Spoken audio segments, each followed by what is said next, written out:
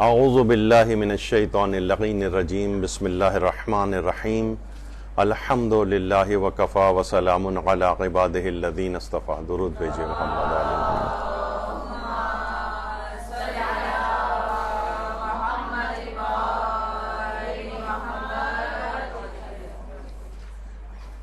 عید الاضحیٰ کی آمد قریب ہے اور اس کے احکام خواتین کو بھی اب کچھ دلچسپی پیدا ہو گئی ہے. دیکھیے بہت عرصے پہلے تک خواتین قربانی کے احکام میں دلچسپی نہیں لیتی تھیں اور بلکہ خود قربانی میں بھی کوئی خاص دلچسپی نہیں ہوتی تھی، لیکن اب آج کل کہیں بکرے وغیرہ کے وہ لگے ہوتے ہیں تو وہاں خواتین بھی وزٹ کرتی ہیں بچوں کے ساتھ.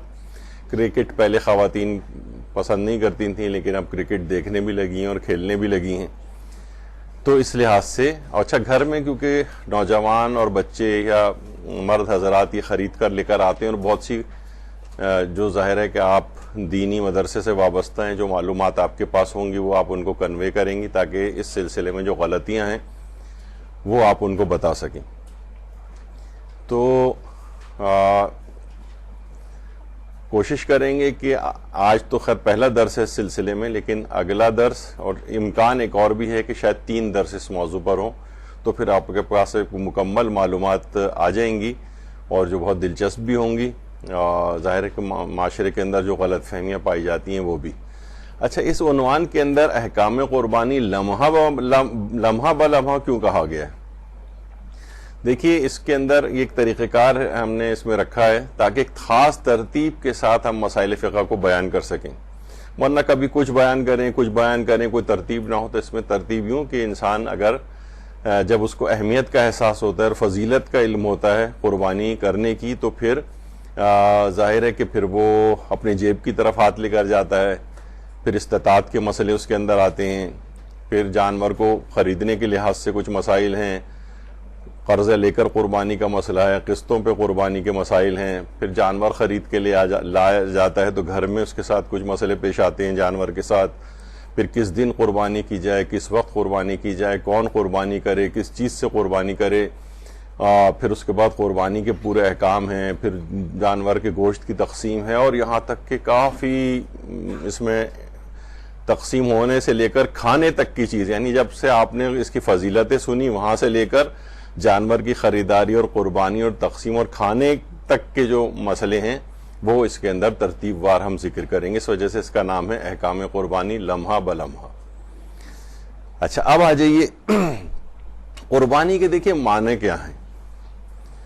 یہ 2 چیزوں سے مرکب ہے، قربان اور آخر میں یا نسبی کہلاتا ہے، یعنی شدت کے ساتھ اللہ کا تقرب چاہنا، ان معنوں میں جو یہ ہم استعمال کر رہے ہیں قربانی، اور اللہ کا قرب چاہنے کے لیے جس چیز کو اللہ کی بارگاہ میں بذل کیا جاتا ہے اس کو قربانی کہا جاتا ہے. یعنی قربان اور اس کے ساتھ جو یا نسبی ہوتا ہے، جیسے اس کو کہا جاتا ہے، جیسے ہم کہتے ہیں لاہور سے لاہوری، نجف سے نجفی، قم سے قمی، اسی طرح قربان اور اس کے ساتھ یا لگا دیا ہے تو قربانی. تو جب یہ احادیث کے اندر بھی ہے، حضرت امیر المومنین علی ابن ابی طالب علیہ الصلوۃ والسلام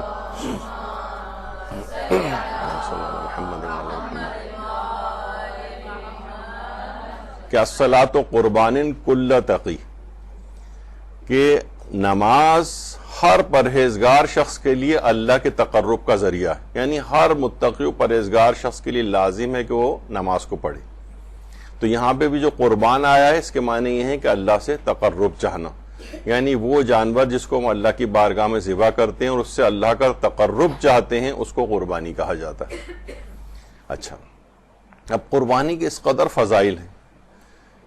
فضائل ہیں کہ جب آدمی اس کا علم حاصل کر لیتا ہے تو اس کا خود بخود دل چاہنے لگتا ہے کہ میں اس فریضے کو انجام دوں.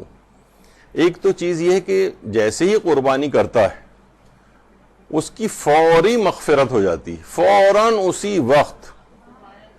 سوچیں کہ ہم اپنی جب گناہ بھری زندگی کی طرف نگاہ ڈالتے ہیں تو کتنے گناہ اس کے اندر نظر آتے ہیں، اور کوئی ایسا عمل ہو کہ بس ابھی آپ نے انجام دیا اور صاحب قربانی یا جن کی طرف سے وہ قربانی ہو رہی ہے ان سب کے گناہ معاف ہو جائیں، فوری مغفرت. دوسرا ایک اور اس کا فائدہ ہے فوری قبولیت. دیکھیے ممکن ہے کہ بہت سی چیزیں ایسی ہوں کہ وہ قبولیت میں ان کی تاخیر ہو، کچھ شرائط کے ساتھ جو ہے وہ منسلک ہوں. اس میں یہ کہ اسی وقت اللہ کی بارگاہ میں شرف قبولیت حاصل کر لیتی قربانی. جب یہ امام جعفر صادق علیہ الصلوۃ والسلام فرماتے ہیں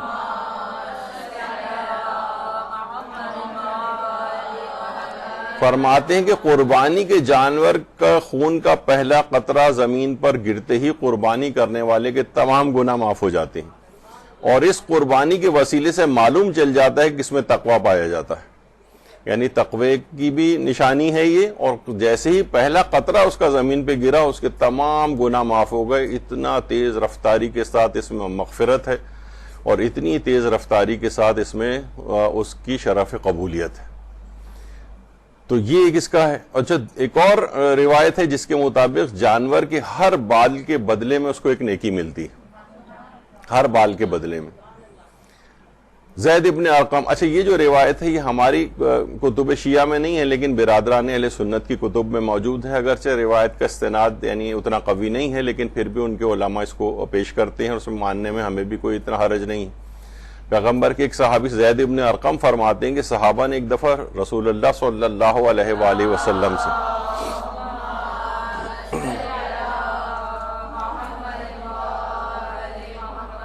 قربانی کا ثواب پوچھا، تو پیغمبر اکرم نے فرمایا قربانی کے جانور کے ایک ایک بال کے عوض ایک نیکی ہے، جتنے اس کے جسم پر بال ہوں گے اتنی ہی نیکیاں قربانی کرنے والے کے نامہ اعمال میں لکھی جائیں گی.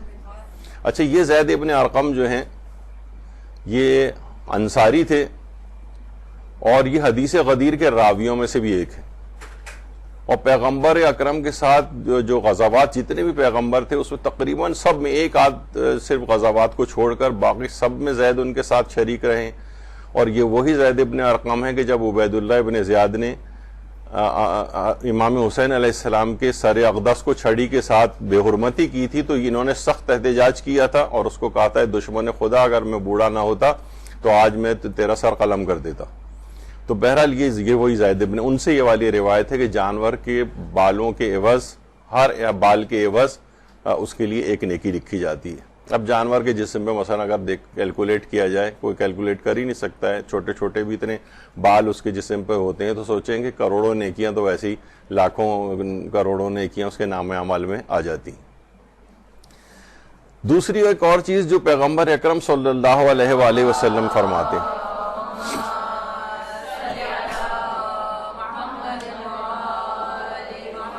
کہ اللہ نے قربانی اس لیے قرار دی ہے تاکہ مساکین اس کے گوشت سے سیر ہو سکیں. یقین جانی کہ یہاں پر کتنے ہی ایسے افراد ہیں جنہیں سالہ سال بکرے کا گوشت نصیب نہیں ہوتا. آپ کو پتہ ہی کتنا مہنگا ہے، غریب طبقے متوسط طبقے کے لیے کھانا مشکل ہوتا ہے. غریبوں کے ہاں تو واحد ذریعہ یہی ہے کہ لوگ صدقات اپنے جانور ذبح کرتے ہیں، اور اس طرح سے تو جس کے پاس بھی ذرا بھی مالیت رکھتا ہے اپنے پاس تو ہر مہینے کم سے کم اپنے اور اپنے اہل و عیال کے لیے، تمام مشکلات کے حل کے لیے، تمام مومنوں و مومنات کی مشکلات کے حل کے لیے ہر مہینے میں اگر ایک جانور وہ قربان کر دے اور غریبوں میں اس کا گوشت تقسیم کرے تو سب لوگ بہت خوشحال ہو جاتے ہیں. بہت سے تو افراد ایسے ہیں میں ذاتی طور پہ جانتا ہوں کہ وہ باقاعدہ جانور کو ذبح کر کے اس کو پکواتے ہیں، بہترین قسم کا خوش ذائقہ کھانا اور اس کے ساتھ روٹیاں اور سب کچھ وہ غربا کے گھر عزت و احترام کے ساتھ پہنچاتے ہیں. تو اگر یہ اس طرح سے ایک سلسلہ رہے، عام حالات میں 15 16 17 ہزار کے اندر جانور وغیرہ مل جاتا ہے، تو اگر کسی کے پاس ذرا سی بھی وہ گنجائش ہے تو وہ غریبوں کو اپنے ساتھ اس میں شریک کرے. آپ کے بھی سارے ثواب و فوائد آپ کو ملیں گے، اور ان کو بھی ایک بہترین کھانا جس کے لیے پورے سال وہ محتاج رہتے ہیں خریدنے کے لحاظ سے، تو ان کی بھی ایک سیری ہو جاتی ہے. تو پیغمبر یہی فرماتے ہیں اس لیے قربانی قرار دیے تاکہ مساکین اس کے گوشت سے استفادہ کریں. تو ایک تو یہ ہے. دوسرا ایک بہت اچھا ایک زبردست ثواب آپ کو عام دنوں میں بھی قربانی کا حاصل ہو سکتا ہے کہ پیغمبر اکرم صلی اللہ علیہ وآلہ وسلم فرماتے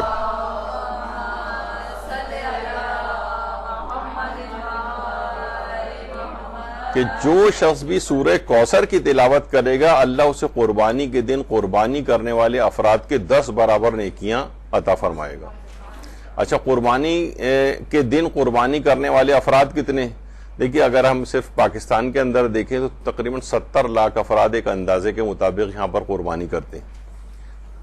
70 لاکھ تو سمجھے 7 کروڑ نیکیاں تو اس کو صرف یہیں پہ مل جائیں گی, کوئی 10 گنا برابر ہے. اور پوری دنیا کے اعتبار سے دیکھیں تو کروڑوں لوگ, مثلا اگر پوری دنیا کے اعتبار سے اگر 2 کروڑ لوگ بھی قربانی کرتے ہیں تو 20 کروڑ نیکیاں اس کی روزانہ کا ثواب وہ حاصل کر کے اپنے نامہ اعمال کو بھاری کر سکتا ہے اگر وہ سورہ کوثر کی تلاوت کرے. تو بہرحال جب بھی ہمارے چھٹے امام جعفر صادق علیہ السلام فرماتے ہیں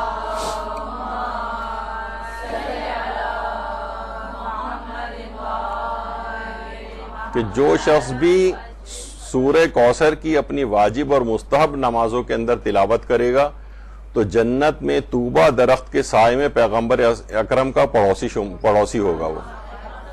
تو یہ اس کی بہت زبردست ایک اس فضیلت ہے سورہ کوثر کی. اور اگر شب جمعہ 100 مرتبہ سورہ کوثر کی تلاوت کر کے سویا جائے تو پیغمبر اکرم کی زیارت اس کو خواب میں نصیب ہوتی ہے. اللہم صلی علی محمد وعلی محمد.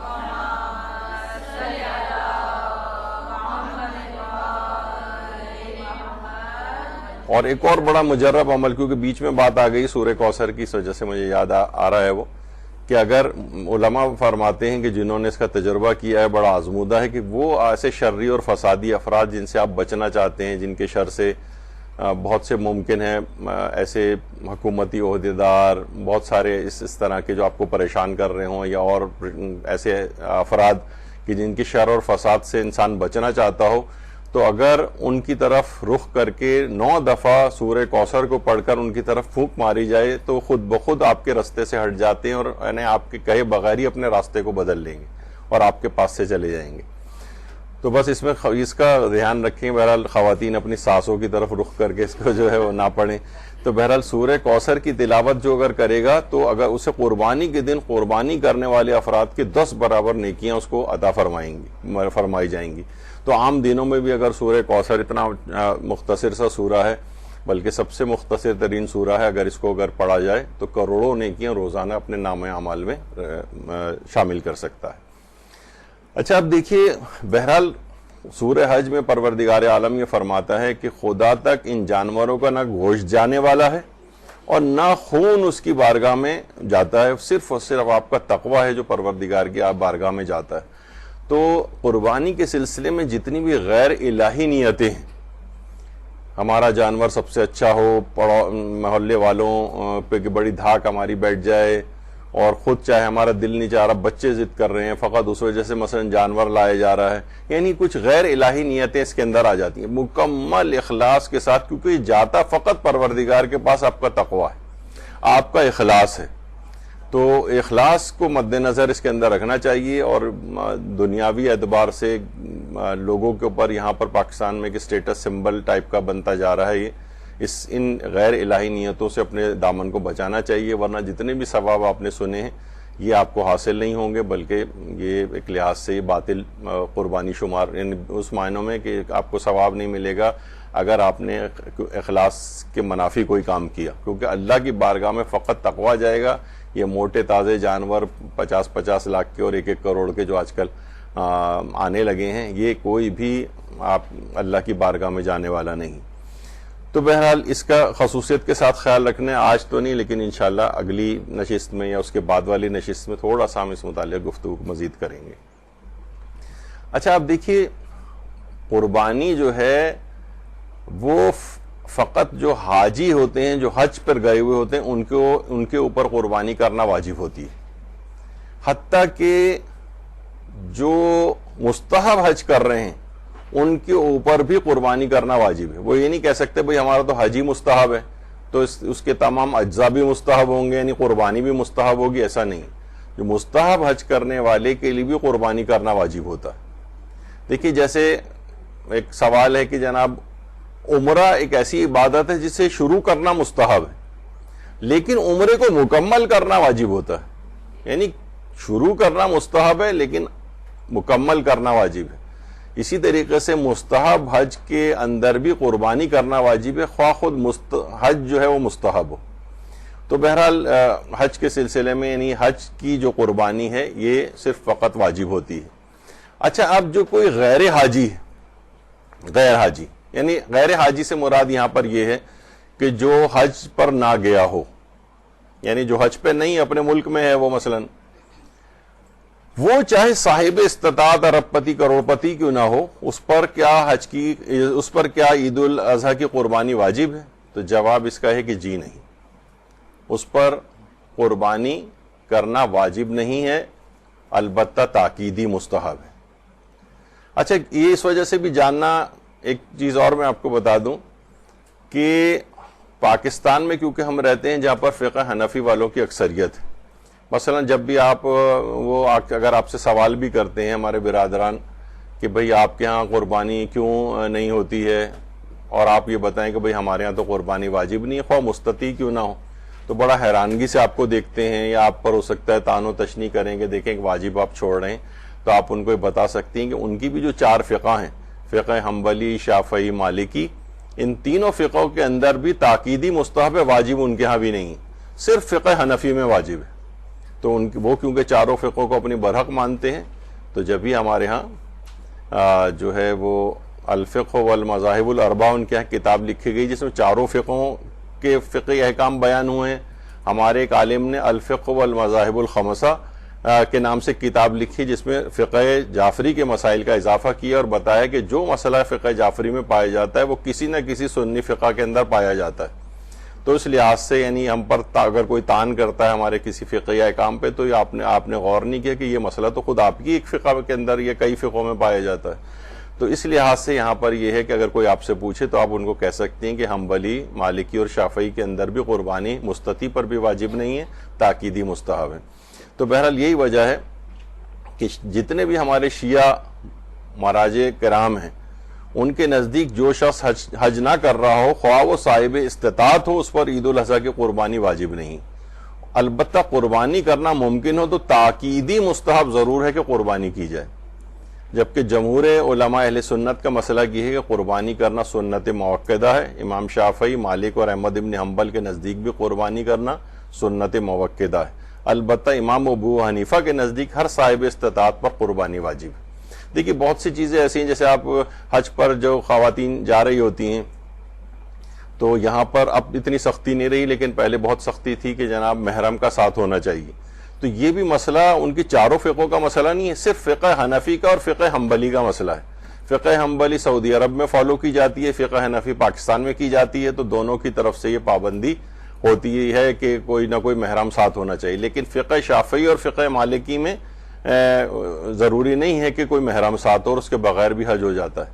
تو بہرحال یہ ذرا کیونکہ ہم معاشروں میں رہتے ہیں ایسے جس میں دیگر مسالک کے لوگ بھی رہتے ہیں، اور اسکول، کالج، یونیورسٹیز، کام کی جگہوں کے اوپر اس قسم کے جب مسائل اٹھتے ہیں تو آپ کے پاس ایک اچھی معلومات ہوں تو آپ ان کو جواب دے کے خاموش بھی کر سکتے ہیں جو آپ پر طعن و اعتراض کر رہا ہو۔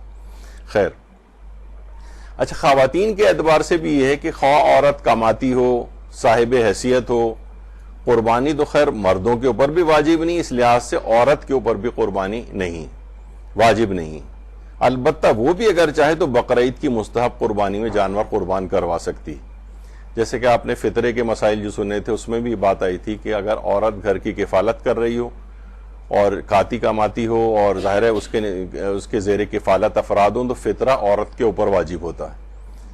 تو یہاں پر یہ ہے کہ اگر کوئی صاحب استطاعت مالدار بھی اگر کوئی خاتون ہے تو اس کے اوپر بھی جیسے مردوں کے اوپر قربانی واجب نہیں ہے جو حج پر نہ گیا ہو، چاہے وہ کتنا ہی مالدار کیوں نہ ہو، خواتین کے لیے بھی واجب نہیں ہے، البتہ وہ بھی چاہیں تو اپنی طرف سے الگ سے جانور قربان کروا سکتی ہیں۔ وہ سوچتی ہیں کہ بھئی ہم جاب کر رہے ہیں، کمائی کر رہے ہیں، فائدہ اتنا زیادہ ثواب ہے اس کا، تو کیوں نہ ہم اپنی طرف سے بھی ایک جانور قربان کریں، اپنے آپ کو عید قربان کے روز اپنی مغفرت کروا لیں، ایک گناہ بھی ہمارے ذمہ نہ رہے، کروڑوں نیکیاں ہمارے نامہ اعمال میں مثلا لکھی جائیں، تو وہ بھی چاہیں تو اس طرح سے کروا سکتی ہیں قربانی۔ ہمارے ہاں کیونکہ رائج نہیں ہے خواتین کا قربانی کروانا، مرد حضرات کی طرف سے عام طور پر ہوتی ہے، تو یہ مسئلہ دماغ میں رہے کہ عورت بھی وہ قربانی کروا سکتی ہے۔ کیا قربانی کے جانوروں پر خمس بھی واجب ہے؟ دیکھیے، اگر آپ نے کسی نے ایسا پیسہ اپنے پاس رکھا ہوا ہے کہ جس پر سال پورا ہو چکا ہے اور خمس واجب ہو چکا ہے، تو پہلے اس کا خمس نکالا جائے گا اس پیسے کا، پھر اس سے قربانی کا جانور خریدا جائے گا۔ ہاں لیکن اگر ابھی اس پر سال پورا نہیں ہوا اور اس سال پورا ہونے سے پہلے ہی ہم اس سے جانور قربانی کا ہم نے خرید لیا، تو چاہے ابھی قربانی نہیں بھی کی تب بھی وہ اسی میں شمار ہو جائے گا، جانور خرید کر لانا، اور اس پر خمس واجب نہیں ہوگا۔ لیکن اگر پہلے سے اس مال کے اوپر 1 سال پورا ہو چکا اور خمس واجب ہو چکا ہے تو اس سے پھر قربانی آپ نہیں کر سکتے جب تک کہ، کیونکہ اس مال کا استعمال کرنا ہی حرام ہوتا ہے۔ تو پہلے آپ اس کا خمس نکالیے اور پھر اس کے بعد پھر آپ قربانی کا جانور خریدیں۔ اچھا، ایک مسئلہ ابھی تھوڑے دن آگے ہوں گے نا، دیکھیے گا اتنا زیادہ یہ انٹرنیٹ کے اوپر سرکولیٹ ہوگا، قربانی کرنے والے حضرات متوجہ ہوں، عید کا چاند نظر آنے سے پہلے ناخن اور بال تراش لیں۔ رسول اللہ نے فرمایا کہ جس شخص کے پاس بھی قربانی کا جانور ہو، جسے ذبح کرنے کا ارادہ رکھتا ہو، تو جب ذی الحجہ کا چاند نظر آ جائے تو وہ اپنے بال اور ناخن نہ کاٹے یہاں تک کہ قربانی کر لے۔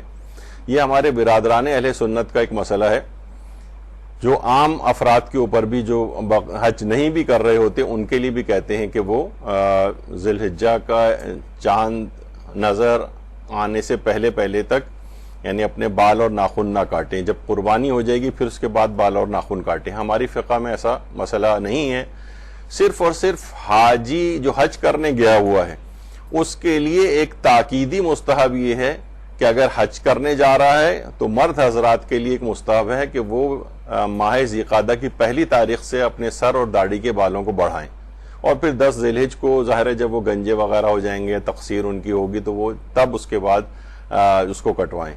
یعنی اگر کوئی شخص حج کے لیے جا رہا ہے کوئی مرد تو اس کے لیے مستحب ہے کہ ماہ ذی القعدہ سے اپنے سر اور داڑھی کے بالوں کو بڑھائے اور پھر وہاں جا کر اس کو منڈوائے 10 یعنی 1 مہینہ 10 دن۔ اور اگر کوئی شخص عمرے کے لیے جا رہا ہے تو اس کے لیے یہ ہے کہ مستحب ہے کہ وہ 1 مہینے سے اپنے بالوں کو بڑھائے، جب بھی عمرہ کرنے جا رہا ہو 1 مہینہ پہلے سے وہ اپنے بالوں کو بڑھائے اور اس کے بعد پھر وہاں تقصیر یا حلق کروائے جا کر۔ آیت اللہ سیستانی فرماتے ہیں کہ بہرحال یہ کچھ علماء کے نزدیک تو یہ واجب رہا ہے، یعنی سابقہ زمانے کے جو علماء تھے وہ تو فتویٰ دیتے تھے کہ بالوں کا بڑھانا مرد حضرات کے اوپر واجب ہے جو حج کرنے کے لیے جا رہے ہیں۔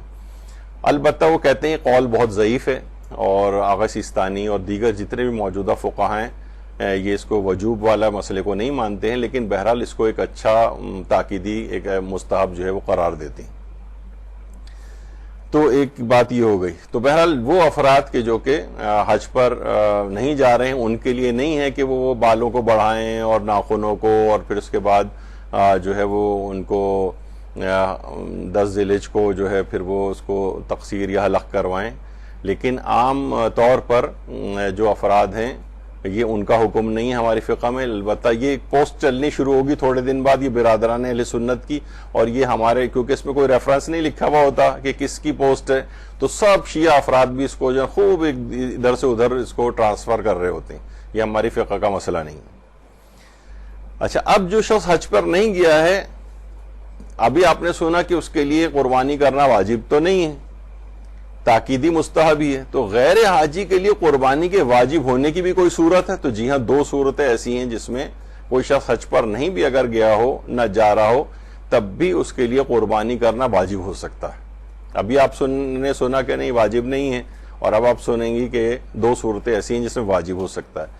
پہلی یہ ہے کہ اگر کوئی شخص نظر کر کے خود پر اسے واجب کر لے۔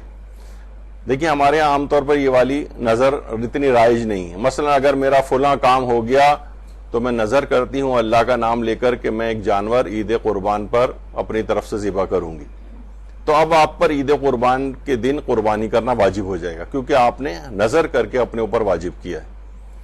اچھا، اب اس کے اندر ایک دلچسپ مسئلہ یہ پیدا ہوتا ہے کہ نظر کر کے قربانی آپ نے واجب کر لی، تو احکام کون سی والی قربانی کے ہوں گے؟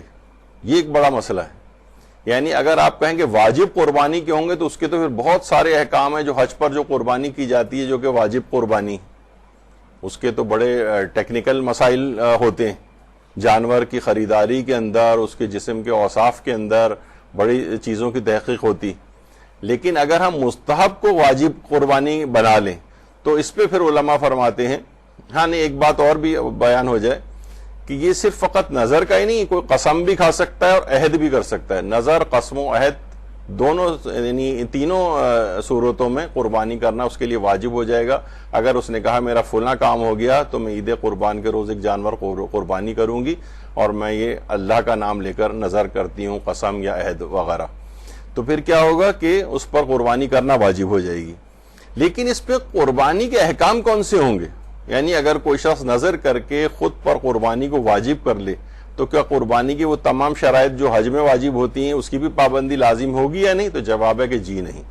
قربانی کی شرائط اور احکام مستحب قربانی کے ہوں گے، لیکن نظر کا پورا کرنا واجب ہوگا. یعنی ہم یہ نہیں کہیں گے کہ بھئی یہ تو قربانی کیونکہ واجب ہو گئی تو احکام واجب قربانی کے ہوں گے. جیسے میں اس کی ایک مثال دے دوں کہ اگر آپ مثلا 2 رکعت کی کوئی سی بھی نماز، میرا فلاں کام ہو گیا تو میں 2 رکعت نماز پڑھوں گی، مثلا آپ نے نظر کی، تو اب جو آپ نظر کر کے مستحب نماز پڑھیں گی وہ جو واجب اب ہو گئی ہے نظر کی وجہ سے، تو اس پہ احکام مستحب نماز کے ہوں گے، واجب نماز کے نہیں ہوں گے، مستحب نماز کے ہوں گے. مستحب نماز جیسے بیٹھ کے پڑھی جا سکتی، آپ بیٹھ کے پڑھ سکتی ہیں. مستحب نماز چلتے پھرتے آپ پڑھ سکتی ہیں. اب لوگ کہیں گے بھئی یہ تو نماز اب واجب ہو گئی تو واجب والے احکام ہونے چاہیے. نہیں، واجب کے احکام نہیں ہوں گے. نظر کرنے سے فقط اس نظر کا پورا کرنا واجب ہوتا ہے اور احکام سارے پھر مستحب کے رہتے ہیں. تو اسی طریقے سے حج کی قربانی میں بھی ہے اور اس کا بڑا بینیفٹ ملتا ہے کہ اگر آپ نظر کر کے اپنے اوپر واجب کرتی ہیں تو ابھی آپ سنیں گے آگے چل کر جو قربانی کے جو اس میں ریلیکسیشن ہے مستحب قربانی میں، وہ سارے ریلیکسیشنز کو آپ اویل کر سکتی ہیں. دوسری چیز جس سے قربانی واجب ہو جاتی ہے وہ ہے غیر حاجی کے لیے، وہ یہ ہے کہ وہ وصیت اگر کوئی شخص کر کے جائے، وصیت کر کے جائے. اگر کوئی شخص، ہمارے یہاں اس قسم کی وصیتیں نہیں ہوتی، لیکن مثلا ابھی آپ نے اتنے اس کے فضائل سنے قربانی کے، ابھی آگے چل کر اور بھی آئیں گے، تو دل میں ایک وہ پیدا ہوتا ہے جذبہ کہ بھائی کیوں نہ یہ جب فوری مغفرت ہو جاتی ہے تو مجھے میرے مرنے کے بعد اگر یہ والا سلسلہ جاری رہے تو 1/3 مال سے میں وصیت کر جاؤں کہ ہر سال میرے، کیونکہ ہم کافی مال مثلا چھوڑ کے گئے ہیں تو جتنا ممکن ہو 10 سال تک 20 سال تک کی آدمی وصیت کر کے جا سکتا ہے، زیادہ کی بھی، کہ کسی کو وصی بنا دے یا اور رشتہ داروں کو کہ ہر سال میرے لیے جانور ایک قربان کیا جائے، اور اس کے لیے پیسے بھی رکھ کے گیا 1/3 میں سے. تو اگر کوئی ایسا کر کے گیا جس نے مرنے سے پہلے وصیت کی ہے کہ 1/3 مال سے بقرعید پر قربانی کی جائے میری طرف سے، تو اس صورت میں وصی پر واجب ہو جائے گا کہ اس کے مال سے قربانی کرے. تو فوراً جیسے خون کا قطرہ زمین پہ گرے گا اس کی مغفرت ہو جائے گی. بہت سے گناہ ایسے کسی کے اتنے زیادہ بھی ہوتے ہیں کہ مکمل مغفرت نہیں ہو پاتی، تو بہرحال یہ ہوگا کہ اس طرح سے وہ تمام نیکیاں بھی اس کے نام اعمال میں جاتی رہیں گی اور فوری کی فوری مغفرت یہ بھی اس کے شامل حال ہو جائے گی. تو ایک یہ چیز بھی وصیت کے طور پر ایک رائج کرنے والی چیز ہے کہ انسان بہت سی چیزوں کی وصیتیں کر کے جاتا ہے، اس میں ایک وصیت یہ بھی رکھے کہ مجھے عید قربان کے موقع پر میں قربانی میری طرف سے کی جائے. اچھا، یہ بذلی طور پہ بھی ہو سکتا ہے، مثلا کسی سے ریکویسٹ کر دے، پیسے اگر نہیں ہیں تو، کہ بھئی اگر تمہارے لیے ممکن ہو اپنی اولاد سے کہہ کے جائے باپ کہ بھئی میری طرف سے بھی ایک جانور قربان کر دیا کرنا، یا تم جو اپنی قربانی اپنی طرف سے کرو اس میں مجھے بھی شامل کر لینا. کیونکہ ابھی آگے چل کر آپ سنیں گے کہ کوئی شخص اپنے لیے بھی جانور قربان کر سکتا ہے اور اپنے پورے اہل خانہ کو بھی اس میں شامل کر سکتا ہے. مثلا گھر میں 7-8 افراد رہتے ہیں تو کہے کہ میں یہ جانور جو ہے اپنی طرف سے اور اپنے اہل خانہ کی طرف سے قربانی دے رہا ہوں، تو ان سب کو بھی ثواب اور فوائد مل جاتے ہیں. اسی میں وہ اپنے ان مرحوموں کو بھی ڈال لے. تو بہرحال یہ ایک ریکویسٹ کی جا سکتی ہے، اور وہ چاہے اگر کہ میں مالدار ہوں، پیسے چھوڑ کے جا رہا ہوں، تو میں اپنے مال سے ایک ایکسکلوسیو طور پر ایک الگ سے جو ایک جانور بھی میری طرف سے قربان ہو، تو پھر وصی جو کے اوپر واجب ہو جائے گا کہ وہ اس کے لیے قربانی کروائے. تو اس طرح سے یہ دو چیزیں، نظر و قسم و عہد کے ذریعے یہ مستحب قربانی واجب ہوتی ہے، یا پھر کوئی شخص وصیت کر کے جائے تو بھی یہ قربانی واجب ہو جاتی ہے. اس کے علاوہ یہ ہے کہ قربانی سنت موقدہ ہے، یعنی یہ دو چیزیں نہ ہوں تو بہرحال یہ ایک تاکیدی مستحب ہے. یہاں پر تقریباً 12-13 ایسے لیکچرز پچھلے سالوں میں ہو چکے ہیں جس میں اصطلاحات توضیح مسائل پر یہاں پر گفتگو ہوئی ہے. یعنی 14-15 لیکچرز کے اندر پوری مثالوں کے ساتھ اس میں جتنی بھی ٹرمینالوجیز توضیح مسائل کے اندر استعمال ہوئی ہیں جو بہت ٹیکنیکل بھی ہوتی ہیں، تو اس کو مثالوں کے ساتھ پورا، تو اس میں ایک سنت موقدہ بھی آتا ہے. یعنی ایک سنت یا مستحب تاکیدی ہوتا ہے اور ایک غیر تاکیدی ہوتا ہے. اس کی بہت سی مثالیں، جیسے ایک مثال آیت اللہ سیستانی کے نزدیک عورتوں کے لیے نماز سے پہلے اذان اور اقامت کہنا مستحب تو ہے لیکن تاکیدی مستحب نہیں ہے. مردوں کے اوپر تاکیدی مستحب ہے آغا سیستانی میں، لیکن ان کے علاوہ جتنے بھی مراجع اور ہیں، آیت اللہ وحید خراسانی ہیں اور رہبر معظم ہیں اور اسحاق فیاض ہیں اور جس طرح اور علماء ہیں، وہ فرماتے ہیں کہ نہیں، اس میں عورت اور مردوں کا حکم ایک ہی ہے. یعنی عورت کے لیے بھی تاکیدی مستحب ہے، آغا خوئی بھی یہی کہتے تھے کہ عورت کے لیے بھی تاکیدی مستحب ہے اذان و اقامت، اور مردوں کے لیے بھی ہے. آغا سیستانی کہتے ہیں کہ بہرحال عورتوں کے لیے اذان و اقامت کا کہنا، یہ خاص طور پر اذان کا کہنا، یہ تاکیدی مستحب نہیں ہے. مستحب ضرور ہے، ایسا نہ ہو دماغ میں آئے کہ بھئی مستحب ہی نہیں ہے تو ہم کیوں کریں، نہیں، مستحب ہے، ثواب ملے گا، لیکن جتنی تاکید مردوں کو ہے اس قدر تاکید عورتوں کے لیے ان کے فتوے کے تحت نہیں.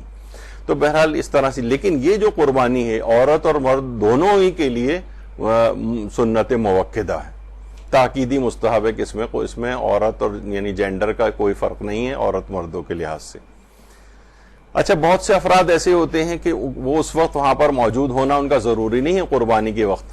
بہت سے لوگ یہ ان کے دماغ میں آتا ہے کہ بھئی قربانی تو ہم اپنے وطن میں پیسے بھجوا کر کروا رہے ہیں، ہم مثلا سعودی عرب یا کسی جگہ پہ ملازمت کے لیے گئے ہوئے ہیں تو کروا تو سکتا ہے وہ قربانی، لیکن بعض روایات کے اندر بہرحال یہ چیز آئی ہے، اگر یہ ممکن ہو تو وہ خود جو قربانی کرنے والا ہے وہ وہیں پر اگر موجود ہو تو فوری اس کی مغفرت ہوتی.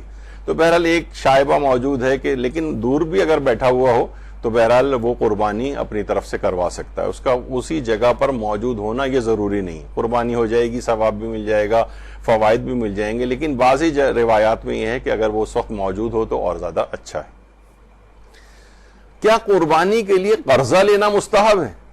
یہ ایک بڑا مسئلہ ہے اور بہت زیادہ یہ چیز پیش آتی ہے معاشرے کے اندر. اس میں ایک ٹیکنیکل باریکی، دیکھیے خود ایک سوال مدرسے نے بھی ایک دفعہ آیت اللہ سیستانی کو لکھ کر بھیجا تھا جس میں یہی بات پوچھی گئی تھی، کیا قرضہ لینا مستحب ہے یعنی جو عید الاضحیٰ کی جو ہے قربانی کے لیے؟ تو انہوں نے جواب دیا کہ اس کا استحباب ثابت نہیں. یعنی اچھا، اب اس میں کیا ہے، یعنی اس میں یہ نہیں کہا جا رہا ہے کہ اگر کسی نے قرضہ لے کر قربانی کی تو اس کا ثواب نہیں ملے گا، بلکہ اس میں یہ ہے کہ قرضہ لینے کا استحباب نہیں. قربانی کا ثواب تو ملے گا آپ کو لیکن قرضہ لینے کا ثواب نہیں ہے. جیسے کہ مشہور ہے کہ اگر کوئی شخص قربانی کی استطاعت نہیں رکھتا ہے تو اس کے لیے مستحب ہے کہ وہ قرضہ لے. تو یہ آغا سیستانی سے پوچھا گیا تو انہوں نے کہا نہیں، یہ اس کا استحباب ثابت نہیں. تو اس کا استحباب ثابت نہیں ہے سے مراد یہ نہیں کہ وہ جانور کی قربانی کا ثواب نہیں ملے گا، بلکہ اس کے لیے قرضہ لینے کا مستحب ہونا ثابت نہیں. ابھی آگے چل کر تھوڑی اور وضاحت ہوتی. یعنی آیت اللہ سیستانی کے نزدیک قرض لے کر قربانی کا جانور خریدنے کا استحباب ثابت نہیں. یعنی قرضہ لینا ایک ہوتا ہے، دو چیزیں نا، ایک تو قربانی وہ تو ہم کر ہی رہے ہیں اس کا ثواب الگ ہے، اور اس کے لیے قرضہ لیا جائے اس کا الگ سے ثواب ہے. وہ فرماتے نہیں قرضہ لینے کا ثواب نہیں ہے، قربانی کا تو ثواب ملے گا اگر آپ نے قرض لے کے بھی کر لیا. دو الگ الگ باتیں، اس میں ذرا لوگ کنفیوز ہو جاتے ہیں. وہ سوچتے ہیں شاید قرضہ لے کر قربانی کی تو میں ثواب ہی نہیں ملے گا، کیونکہ وہ کا فرماتے ہیں آغا سیستانی کہ اس کا استحباب ثابت نہیں. تو اس سے مراد ہے قرضہ لینے کا استحباب ثابت نہیں ہے، قربانی کا تو ثواب آپ کو ملے گا. حضرت امیر المومنین علی ابن ابی طالب علیہ الصلوۃ والسلام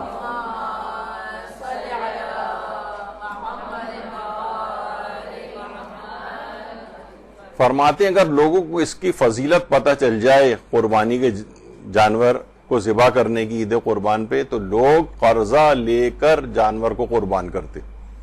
وسائل الشیعہ کی روایت. یعنی خود حضرت امیر بھی یہ بات فرماتے ہیں کہ یعنی اس قدر فضائل ہیں اس چیز کے.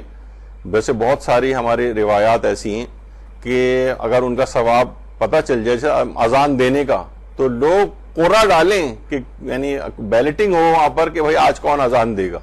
ہمارے ہاں تو پکڑ کے لایا جاتا ہے یا کسی اس کو کہ بھائی کون ہے، اس کو لا کے زبردستی کھڑا کیا جائے، ورنہ اذان دینے کو کوئی تیار نہیں.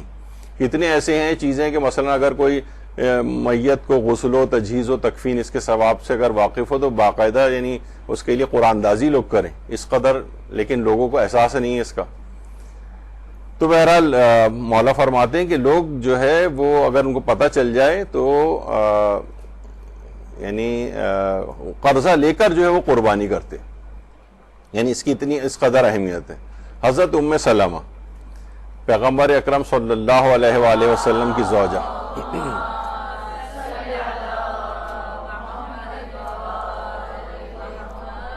اچھا ایک چیز اور دماغ میں رہے کہ تھوڑے سی بعض اوقات ہم اس کو پروننسیشن جو ہے اس کو بھی ذرا کریکٹ کر دیں. لوگ انہیں ام سلمہ کہتے ہیں جبکہ ام سلمہ ہے. سین کے اوپر بھی زبر ہے, لام پہ بھی زبر ہے, میم پہ بھی زبر ہے. سلمہ جس طرح ہم لکھتے ہیں چھوٹی اے کے ساتھ اور اس پہ کھڑا الف لگی, ام سلمہ وہ نہیں, ام سلمہ ہے ان کا نام. یہ پیغمبر کی زوجہ تھیں اور یہ وہ زوجہ ہیں جو سب سے آخر میں جنہوں نے انتقال کیا 84 سال کی عمر میں, حتیٰ کہ واقع کربلا کے وقت بھی موجود تھی. پیغمبر نے وہ ان کو ایک وہ جو دے کر گئے تھے ایک چھوٹی سی ایک ڈبیا جس میں مٹی تھی, کہا تھا جب یہ سرخ ہو جائے تو سمجھ جانا امام حسین جو ہے شہید کر دیے گئے. تو یہ بہت بعد میں حضرت ام سلمہ کا جو ہے انتقال ہوا ہے, یعنی ازواج میں سب سے آخر میں. تو حضرت ام سلمہ, اور یہ جنت البقیع میں جہاں تمام ازواج پیغمبر ایک ساتھ دفن ہیں ایک احاطے میں, اس میں حضرت ام سلمہ کی بھی قبر ہے. تو ام سلمہ فرماتی ہیں کہ ایک دفعہ میں پیغمبر اکرم صلی اللہ علیہ وآلہ وسلم کی خدمت میں آئی.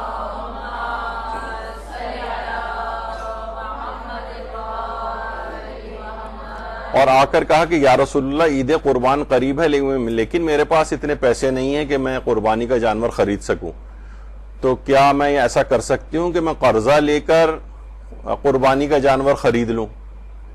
تو پیغمبر اکرم نے فرمایا ہاں ام سلمہ تم ایسا کر سکتی ہو اور یہ تمہارا قرضہ ادا ہو جائے گا.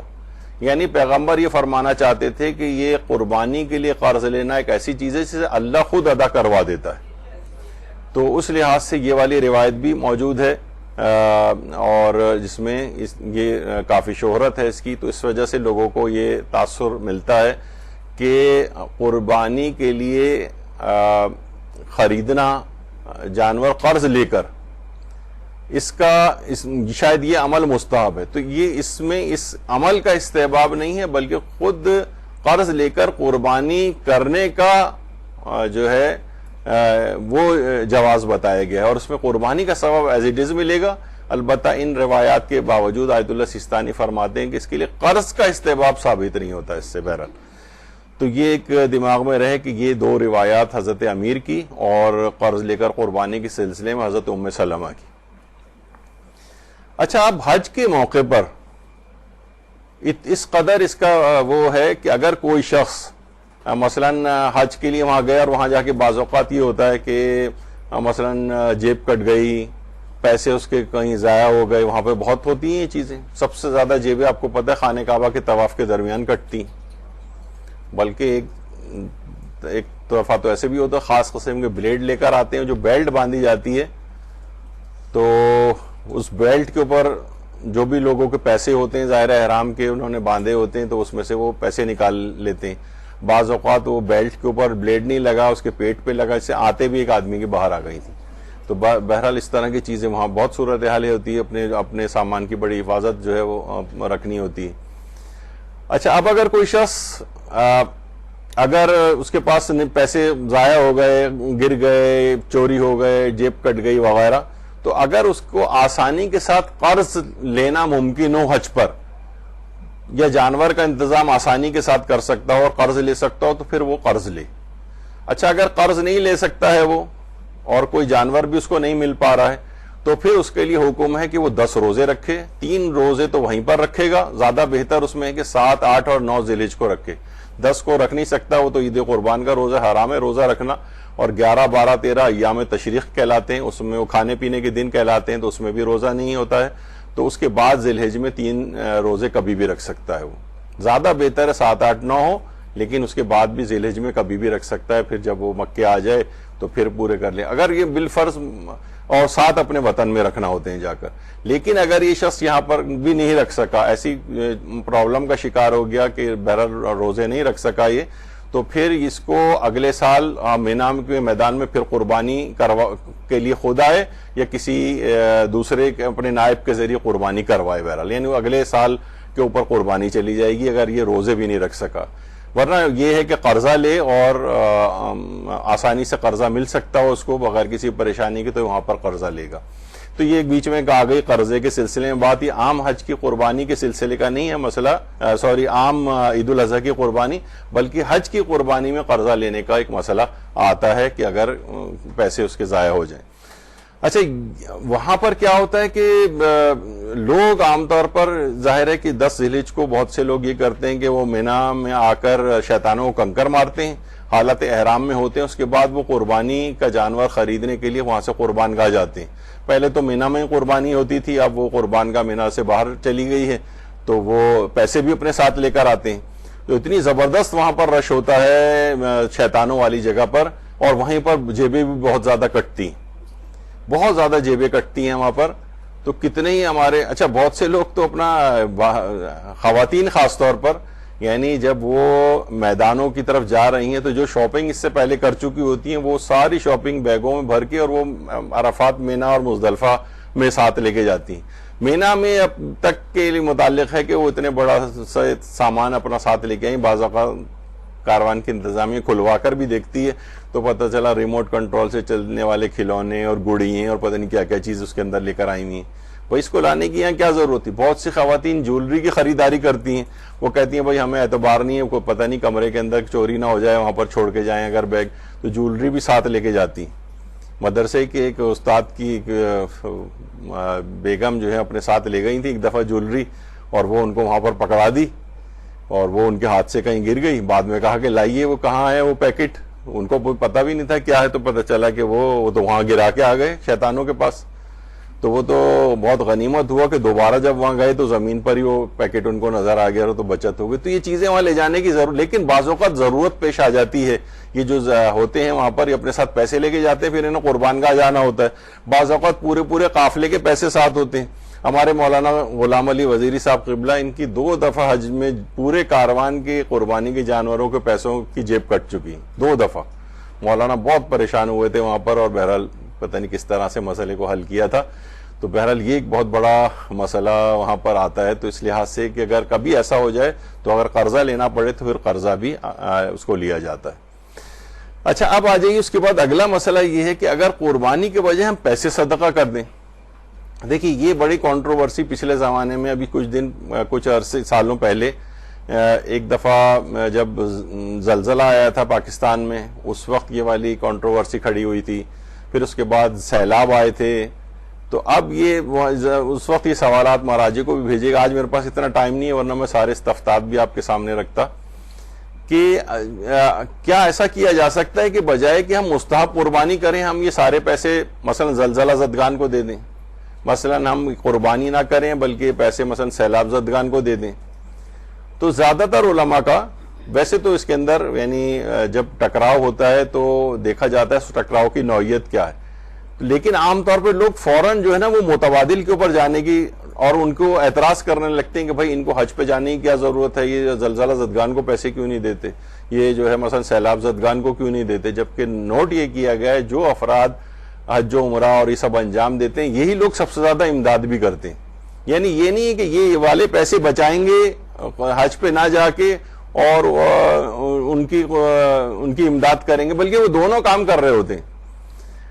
تو بہرحال یہ ہمیشہ لوگ جو ہے نا ایک متبادل کی طرف چلے جاتے ہیں. کبھی اس کی واقعی بھی ضرورت پیش آ سکتی ہے, وہ تو علماء پھر گائیڈنس آ جاتی ہے کہ بھائی اس وقت یہ زیادہ ثواب اس میں, لیکن زیادہ تر علماء کہتے ہیں کہ ہر موقع اور محل ہر نیکی کا الگ الگ ہے, دونوں چیزیں ممکن ہے جمع کرنا, تو آپ دونوں چیزیں جمع کریں. تو کیا ہم یہ کر سکتے ہیں کہ قربانی مستحب ہے اور جانور اتنے 20-25 ہزار کا بکرا مل رہا ہے اور جو ہے وہ 1 لاکھ کی گائے مل رہی ہے, تو اور غریب کتنے افراد موجود ہیں, تو ہم یہ سارے پیسے غریب کو دے دیں. تو آغا سستانی سے بھی بلکہ اور دیگر مراجع سے بھی سوال پوچھا گیا کہ قربانی کا جانور خریدنے کے لیے موجود ہونے کے باوجود بھی کیا اس کی قیمت مستحق کو دینا جائز ہے؟ تو ان سب کا جواب یہ آیا کہ جائز نہیں. جائز نہیں سے مراد یعنی حرام طور پر تو نہیں, لیکن کہا کہ یہ مجزی نہیں ہوگا, یعنی اس کا قائم مقام نہیں بنے گا جو عید الاضحیٰ کی قربانی کا. یعنی عام طور پر لوگ فوراً جو متبادل دکھاتے ہیں, یعنی ہر چیز کا ایک الگ موقع اور محل ہوتا ہے. تو ابھی موقع اور محل یہ کہ نہیں قربانی اللہ اس جانور کا خون بہتے دیکھنا چاہتا ہے, یعنی جو آپ کو فضیلت آپ کو فوائد ملیں گے اس جانور جب تک ذبح نہیں ہو جائے گا. اس کے ساتھ کر سکتے ہو تو امداد بھی کر دیں کسی کی. تو آغا سیستانی فرماتے ہیں کہ عید الاضحیٰ کی مستحب قربانی میں اگر قربانی کے بجائے اس کی قیمت کسی مستحق کو دی جائے تو قربانی کے حکم کے بجاوری کے لیے کافی نہیں ہے. غریب کی مدد کرنے کا ثواب ملے گا لیکن عید الاضحیٰ کی قربانی کا ثواب نہیں ملے گا. یہ آغا سیستانی نے بھی کہا, دیگر اور علماء کا بھی یہی نظریہ ہے. تو بہرحال اس طرح سے اس کے ایک دم سے اس کے عوض اور متبادل پر نہیں جانا چاہیے. اس کے ایک الگ امپورٹنس ہے قربانی کی, اور یہ صرف پیسہ دینے سے اس کا ثواب آپ کو, جیسے بہت سے لوگ کہتے ہیں بھائی یہ کفارے میں کیا ہر وقت آٹا دیے جا رہے ہیں, آٹے کی بھی اس کو ضرورت نہیں ہے, اس کو تو مثلا ابھی بچے کی فیس بھرنی ہے, تو یہ جو فدیہ اور کفارے جو کے اندر آپ دے رہے ہیں تو بہتر ہے کہ اسے پیسے دے دیں. نہیں, اسلام کہتا ہے اجناس میں سے ہی دینا پڑے گا آپ کو. یہاں پر یہ تعبداً یہ حکم ہے, یہ ہم اپنی عقل نہیں چڑھا سکتے کہ اس وقت بچے کی فیس کی ضرورت ہے. بچے کی فیس کے لیے الگ سے دیجئے, لیکن یہ جو کفارے اور فدیے وغیرہ ہوتے ہیں اس کے اندر وہ اجناس میں سے دینا پڑتا ہے, اس میں رقم نہیں دی جا سکتی. تو اسی طریقے سے فرماتے ہیں مستحب قربانی کے اندر بھی آپ پیسے دینے سے کام نہیں چلے گا, آپ کو جانور ہی ذبح کرنا پڑے گا تو ثواب ملے گا. نہیں, اگر آپ نے کیا اور صدقہ کر دیا وہ پیسے تو صدقہ دینے کا ثواب مل جائے گا آپ کو. لیکن عید الاضحیٰ کی مستحب قربانی جس کا بھی آپ نے سنا, فوری مغفرت, فوری شرف قبولیت, یہ اور جو ہر بال کے بدلے نیکیاں وغیرہ, یہ والا ثواب نہیں ملے گا آپ کو. اچھا, اب ظاہر ہے کہ ابھی ہم استطاعت کی بات کر رہے ہیں, خالی قرضے والی بات آئی. اگر عید الاضحیٰ کی جو مستحب قربانی ہے یہ ہم مثلا جانور خریدنے جا رہے ہیں تو ہمارے پاس اتنے پیسے نہیں ہیں, تو بھائی 25,000 کا بکرا آ رہا ہے, ہمارے پاس تو اتنی استطاعت نہیں ہے, دل بہت چاہ رہا ہے اس کا سن کر, تو کیا ہم یہ کر سکتے ہیں کہ حصے ڈال لیں, یعنی قربانی کے جانور میں شراکت یا حصے داری کی جا سکتی ہے یا نہیں؟ تو بہرحال آیت اللہ سیستانی فرماتے ہیں اور دیگر علماء کا بھی یہ نظریہ ہے کہ قربانی میں شراکت جائز ہے. یجوز الاشتراک فی الاضحیہ, یعنی اس میں قربانی کے جانور میں, حج کی قربانی میں اشتراک نہیں ہو سکتا ہے. یعنی ہم یہ نہیں کر سکتے کہ بھائی 5 خاندان کے لوگ جا رہے ہیں اور جانور ایک ہی ذبح کریں, نہیں, ہر شخص کی طرف سے الگ جانور ذبح ہوگا. لیکن حج کی جو عید الاضحیٰ کی مستحب قربانی ہے اس کے اندر شراکت جائز ہے. اچھا, شراکت جائز ہے تو کتنی شراکت, کتنے لوگ شریک ہو سکتے ہیں؟ آیت اللہ خامنئی اور آیت اللہ سیستانی کے نزدیک عید الاضحیٰ کی مستحب قربانی میں شراکت کرنے والے اور حصہ ڈالنے والوں کی کوئی تعداد معین نہیں, جتنے لوگ بھی چاہیں حصہ ڈال سکتے ہیں. مثلا ہمارے پاس 5,000 روپے ہی ہیں تو ہم نے کہا کہ بھائی 5,000, اور عام طور پر یہ ہوتا ہے کہ 5,000 کے جتنا آپ نے ڈالا ہے اس کے مطابق آپ کو پھر وہ گوشت دے دیا جاتا ہے. گوشت نہیں بھی آپ کو ملے, لیکن اگر آپ نے 5,000 دے کے اپنا نام اس میں ڈلوا دیا تو انشاءاللہ ثواب آپ کو ویسے ہی مل جائے گا, گوشت اوپر نیچے ہو سکتا ہے. تو بہرحال وہ فرماتے ہیں کہ کیونکہ یہ چیز ذرا مشہور ہے کہ جناب مثلا بکرے کی جو جانور ہے اس میں ایک ہی آدمی حصہ ڈال سکتا ہے, گائے میں 7 حصے ہوتے ہیں وغیرہ, اس طرح سے ذرا شہرت ہے ہمارے برادران اہل سنت کی طرف سے, اور ایک آدھ شیعہ مرجے بھی یہ بات کہتے ہیں. لیکن بہرحال زیادہ تر کا یہ نظریہ, خاص طور پر رہبر معظم آیت اللہ سیستانی فرماتے ہیں کہ کوئی تعداد اس میں معین نہیں, جتنے لوگ چاہیں 10 لوگ 20 لوگ اس میں چاہیں حصہ ڈال سکتے ہیں اور ان کو انشاءاللہ ثواب ملے گا. البتہ آیت اللہ حافظ شیخ بشیر نجفی کے نزدیک مستحب جو قربانی ہے اس کے اندر وہ فرماتے ہیں کہ اگر بکرا ہے تو ہر آدمی کی طرف سے ایک کیا جائے گا, یعنی اس میں حصہ داری نہیں ہے. ہاں, یہ ضرور ہے گھر کا سربراہ تمام گھر والوں کی طرف سے ایک جانور قربان کر سکتا ہے, لیکن وہ یعنی اس میں مزید لوگوں کے ساتھ اشتراک نہیں ہو سکتا جیسے حصے ڈالے جاتے ہیں. اور فرماتے ہیں گائے میں 7 آدمی شریک ہو سکتے ہیں, اور بھینس ہو یعنی مادہ ہو تو اس میں 7 آدمی شریک ہوں گے. نر میں یعنی بیل اگر ہے تو پھر ایک آدمی کی طرف سے ایک ہی قربان ہوگا. تو بہرحال یعنی ان کا صرف یہ آغائے حافظ شیخ بشیر نجفی کا یہ مسئلہ ہے کہ وہ اس میں قربانی کے جانور کے اندر اشتراک میں اس طرح کی تقسیم کے قائل ہیں, لیکن باقی کوئی عدد معین نہیں آغا سیستانی اور آغا رہبر کے فتوے میں. اب یہ سوال آغا بشیر کا ایک اور کسی نے پوچھا کہ کیا گائے کی قربانی میں ایک حصے میں 2 افراد کو شامل کر سکتے ہیں, مثلا 7,000 روپے میں ایک حصے میں 2 افراد 35,000 روپے ڈال دیں؟ تو انہوں نے جواب دیا کہ گائے کی مذکر جو قربانی ہے اس میں وہ ایک شخص قربان کر سکتا ہے یعنی بیل میں, اور مؤنث میں یعنی گائے اگر ہے تو 7 افراد شریک ہو سکتے ہیں. تو بہرحال یہ ان کا ایک خصوصی الگ سے ایک نظریہ ہے, تو وہ میں نے بیان کر دیا. شراکت کے یعنی جو حصے داری ہے اس میں دو خصوصی مواقع جو ہے وہ شمار ہوتے ہیں شراکت میں. دو خصوصی مواقع ہیں. ایک تو یہ قیمتیں بہت زیادہ چڑھ جائیں. بعض اوقات ہوتا ہے کہ اتنی زیادہ قیمتیں اوپر چلی گئیں کہ عام آدمی کی وہ بیچارہ اس فریضے اس کو ادا کرنا چاہتا ہے اس مستحب کو تو وہ ادا نہیں کر پاتا, اتنی زیادہ قیمتیں اوپر چلی جائیں. تو بہت سے ایسے مارکیٹ میں جاتے ہیں جناب وہ ہو جناب وہ فلاں آج کل بیل آیا ہوا ہے وہ جو ہے نا 15 لاکھ کا ہے تو 20 لاکھ کا ہے تو 50 لاکھ کا ہے, تو لوگ بیچارے مارکیٹ سے ایسی وزٹ کر کے آ جاتے ہیں. تو جانوروں کی قیمتیں بہت زیادہ اگر بڑھ جائیں تو پھر یہ حکم پھر ہوتا ہے کہ پھر وہ یعنی واقعی انسان اس جانور کے سامنے بجائے کہ اس کو ذبح کرے, جانور گویا اپنی قیمت سے اس کو جو ہے وہ ذبح کر رہا ہوتا ہے. تو اس صورت میں پھر یہ ہے کہ جانور کی جو جتنا بھی اس کی حیثیت ہے اس کے مطابق وہ صدقہ کر دے. یعنی پہلے تو جب جانور بھی اویلیبل تھا, پیسے بھی ہمارے پاس تھے, تو جانور کی قیمت صدقہ نہیں ہو سکتی تھی, یعنی عوض نہیں بنتا اس کا کہ پھر آپ کو تو جانور ہی قربان کرنا ہے. لیکن جانور کی قیمتیں اتنی بڑھ جائیں جو آپ کی استطاعت سے اوپر نکل جائیں, اس صورت میں پھر آپ صدقہ کر سکتے ہیں. اور ایک دوسری ایک صورت اور بنتی ہے کہ قربانی کے لیے پیسے ہوں مگر جانور دستیاب نہ ہو. جب آپ کو یاد ہے جب سیلاب آیا تھا تو بہت بڑی تعداد میں جانور بہہ گئے تھے سیلاب میں, تو جانوروں کی قلت ہو, لوگ پیسے لے کے گھوم رہے ہیں لیکن اتنی شدید بارشیں اور سیلاب تھے کہ جانور بہت سی جگہوں پہ اویلیبل نہیں تھے. تو اگر پیسے موجود ہوں لیکن جانور ہی دستیاب نہ ہو تو پھر اس کی قیمت صدقہ کی جا سکتی ہے.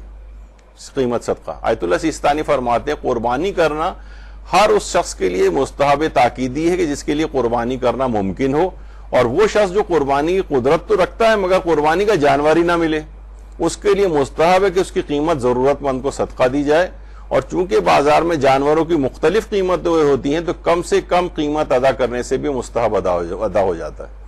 یعنی مثلا اگر ایک بکرا جو ہے وہ 15,000 کا آ رہا ہے, 20,000, 25,000, 30,000, 40,000, تو جو 15,000 والا ہے اس کے مطابق بھی اگر وہ صدقہ کر دے تو یہ اس کو قربانی کا ثواب مل جائے گا.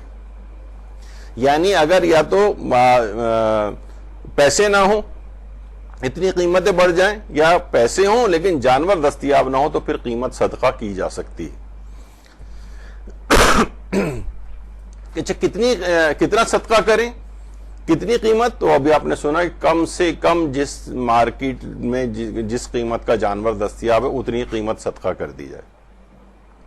اب ایک اور چیز آتی ہے کہ کیا ہم ظاہر معاشروں کے اندر رہتے ہیں جس میں مختلف اور مسالک بھی ہیں, برادران اہل سنت کے ساتھ ہمیں رہنا ہوتا ہے, تو وہ بعض اوقات ان کے بھی حصے ڈالے جا رہے ہوتے ہیں. تو کیا ہم یہ کر سکتے ہیں محلے میں برادران اہل سنت کے ساتھ مل کر قربانی میں حصہ ڈال لیں؟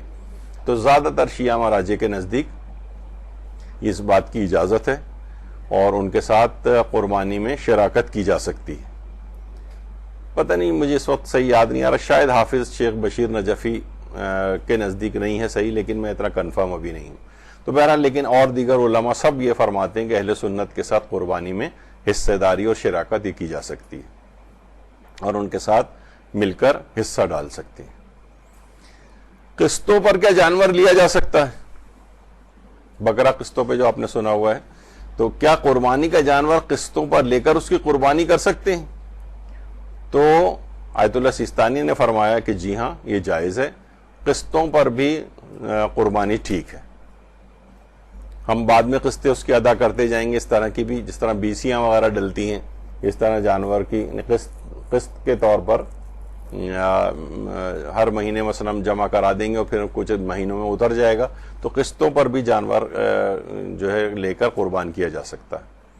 ایک اچھا جانور لے کر گھر آ گئے, ایک بہت بڑا مسئلہ گھر میں ہوتا ہے, اور یہ ایک ایسا مسئلہ ہے کہ ہر سال جب ہم یہ پوسٹ لگاتے ہیں تو بے شمار لاکھوں کروڑوں نیکیاں ہمارے نامہ اعمال میں آتی ہیں, کیونکہ اتنی گالیاں پڑتی ہیں ہم لوگوں کو اور اتنا برا بلا کہا جاتا ہے کون سے یہ لوگ ہیں, کس قسم کی فقہ یہ بدنام کر رہے ہیں, ان کو رپورٹ کیا جائے, یہ کون سے مسئلے جو ہے بتائے جا رہے ہیں. وہ ایک حلال گوشت جانور جو بھی ہوتے ہیں جیسے بکرے, گائے, اونٹ وغیرہ, ان سب کا پیشاب و پیخانہ پاک ہوتا ہے. یہ جسم پہ یا ہمارے جوتوں پہ یا کہیں لگ جائے تو ان کو پاک کرنا کوئی ضروری نہیں ہوتا. مثلا گھر میں ظاہر بندے ہوتے ہیں, ان کے فضلات جسم کے گر رہے ہوتے ہیں، مثلا گھر میں اندر داخل ہوتے وقت اس میں ہمارا پاؤں پڑ گیا، اس کو لے کے ہم اندر آ گئے، اب اتنی زحمت کرنے کی ضرورت نہیں ہے، پورے گھر کو پاک کیا جا رہا ہے کہ بھئی یہ نجس پاؤں اندر آ گئے. تو یہ ایک مسئلہ اس میں ہوتا ہے. لوگ کہتے ہیں بھئی یہ کیسے اچھا اس میں ایک لوگوں کا ایک طبقہ اور بھی ہے، وہ تنزیہ ہمیں کہتے ہیں ٹھیک ہے اگر پاک ہے تو پھر آپ اس کا مطلب کھا بھی سکتے ہیں اس کو. تو ہم فرماتے ہیں نہیں، ہم لوگ یہ کہتے ہیں کہ نہیں بھائی، ہر پاک چیز کھائی کب جا سکتی. مثلا مٹی جو ہے وہ پاک ہے، کیا مٹی آپ کھا سکتے ہیں؟ بہت ساری چیزیں پاک ہیں لیکن وہ کھائی نہیں جا سکتی ہیں، یعنی کھانا حرام ہے ان کا. تو اسی طریقے سے بہرحال کھانے والا مسئلہ نہیں، لیکن جسم کے اوپر لگ جائے تو نجاست. تو کہتے ہیں اچھا پھر آپ کے جسم پہ لگاؤ تو کیا آپ نماز بھی پڑھ سکتے ہیں؟ جی ہاں، نماز بھی پڑھ سکتے ہیں. جب پاک ہے تو نماز بھی پڑھی جا سکتی ہے. وہ ٹھیک ہے کہ ہمیں اچھا نہیں لگ رہا ہے، کرائیت ہے، یہ جو ہمارے جسم پہ مثلا گریس اور اس طرح کی چیزیں لگے ہوں تو ہم کب اس میں نماز پڑھتے ہیں؟ ہمیں اچھا نہیں لگ رہا. صاف ستھرا لباس استحباب ہے، اس لحاظ سے ہم اپنے جسم کو اور لباس کو پاک صاف کر کے نماز پڑھیں گے، لیکن اس میں پاک کرنے کی کوئی ضرورت نہیں ہوتی ہے. اچھا اب آیت اللہ سیستانی لوگ کہتے ہیں اچھا کیا حوالہ ہے اس کا؟ تو اگر سیستانی کی آپ اٹھا کر دیکھیں تو اس میں وہ خود فرماتے ہیں حلال گوشت جانور کا پیشاب و پاخانہ پاک ہے، اور تمام پرندوں خواہ وہ حرام گوشت ہی کیوں نہ ہو ان کا پیشاب و پاخانہ نجس نہیں. یعنی کوا ہے، چیل ہے، مثلا مساجد کے اندر یہ مسئلہ بہت ہوتا ہے کہ کوا اور چیل گزرتے ہوئے مسجد کے صحن میں بیٹ کرتے ہوئے چلے گئے. سوائے امام خمینی کے، وہ فرماتے تھے حرام گوشت حیوانات کا جو فضلات ہیں وہ نجس ہیں، خون بھی نجس ہے. ایک دفعہ شاید کوا یا کوئی مسجد میں کسی جگہ آ گیا تھا تو پنکھوں سے ٹکرا کے، اور وہ ظاہر ہے اس کے خون کے چھینٹے، اور تو صرف امام خمینی کے جو مقلد ہیں ان کے لیے واجب تھا کہ وہ، کیونکہ کوا حرام گوشت جانور ہے تو اس کے خون کے چھینٹے بھی نجس ہیں تو ان کو پاک کرنا واجب تھا. لیکن مثلا کبوتر ہے، چڑیا ہے، ان کا پیشاب و پاخانہ بھی جو ہے وہ پاک ہے، اور ان کا خون بھی جو اگر لگ جائے تو اس میں کوئی حرج نہیں ہوتا ہے. تو بہرحال لیکن آغا سیستانی یا آغا رہبر وہ فرماتے ہیں کہ نہیں، پرندے خواہ حرام گوشتی کیوں نہ ہو، پرندے ہوں، ان کا پیشاب و پاخانہ نجس نہیں. تو بہرحال یہ اگر کسی جگہ اگر لگ بھی جائے کپڑوں پہ، جسم پہ، تو اس سے کوئی مثلا بیٹ ہمارے جسم پہ لگ گئی آ کر، اس کے ساتھ نماز پڑھ سکتے ہیں. جی ہاں، خون بھی، وہ اس میں پھر خون کا بھی ایک مسئلہ ایک اور آئے گا. ذبح کرتے وقت جو خون معمولاً جتنا جسم سے نکلتا ہے وہ نجس ہے، اس کے علاوہ جسم میں رہ جانے والا خون پاک ہے. لیکن خون غیر جہندہ رکھنے والے جو ہیں، جن کا خون اچھل کر نہیں نکلتا ہے، ان کا خون بھی پاک ہے. مثلا مچھر ہے، مکھی ہے، ان کو اگر آپ ذبح کریں، ذبح تو خیر کیا کیسے کریں گے ان کو، لیکن بہرحال ان کے جسم سے جو نکلنے والا خون ہے وہ خون اچھل کر نہیں نکلتا ہے. چھپکلی ہے، اس کا خون بھی اچھل کر نہیں نکلتا ہے. تو بہرحال یہ اس لحاظ سے ایک مسئلہ اس میں آتا ہے. خیر یہ تو ابھی یعنی ہم ان لوگوں کو بتا رہے ہیں جو کہتے ہیں بھائی کہاں لکھا ہوا ہے، تو آپ عروہ کتاب کا حوالہ دے سکتے ہیں، توضیح المسائل وغیرہ کا حوالہ دے سکتے ہیں. آیت اللہ خامنہئی بھی یہ فرماتے ہیں، ان سے ایک سوال پوچھا گیا ہے، توضیح المسائل میں لکھا ہے کہ تمام حرام گوشت جانوروں کا اور پرندوں کا پیشاب و پاخانہ نجیس ہے، حرام گوشت جانور. کیا حلال گوشت جانور مثلا گائے، بھیڑ، بکری یا مرغی کا پیشاب و پاخانہ بھی نجیس ہے؟ تو انہوں نے جواب دیا کہ تمام حلال گوشت جانوروں کا اور تمام پرندوں کا خواہ حرام گوشت ہی کیوں نہ ہو پیشاب و پاخانہ پاک ہے. یعنی خود آیت اللہ خامنہئی کے فتوے میں بھی پاک ہے.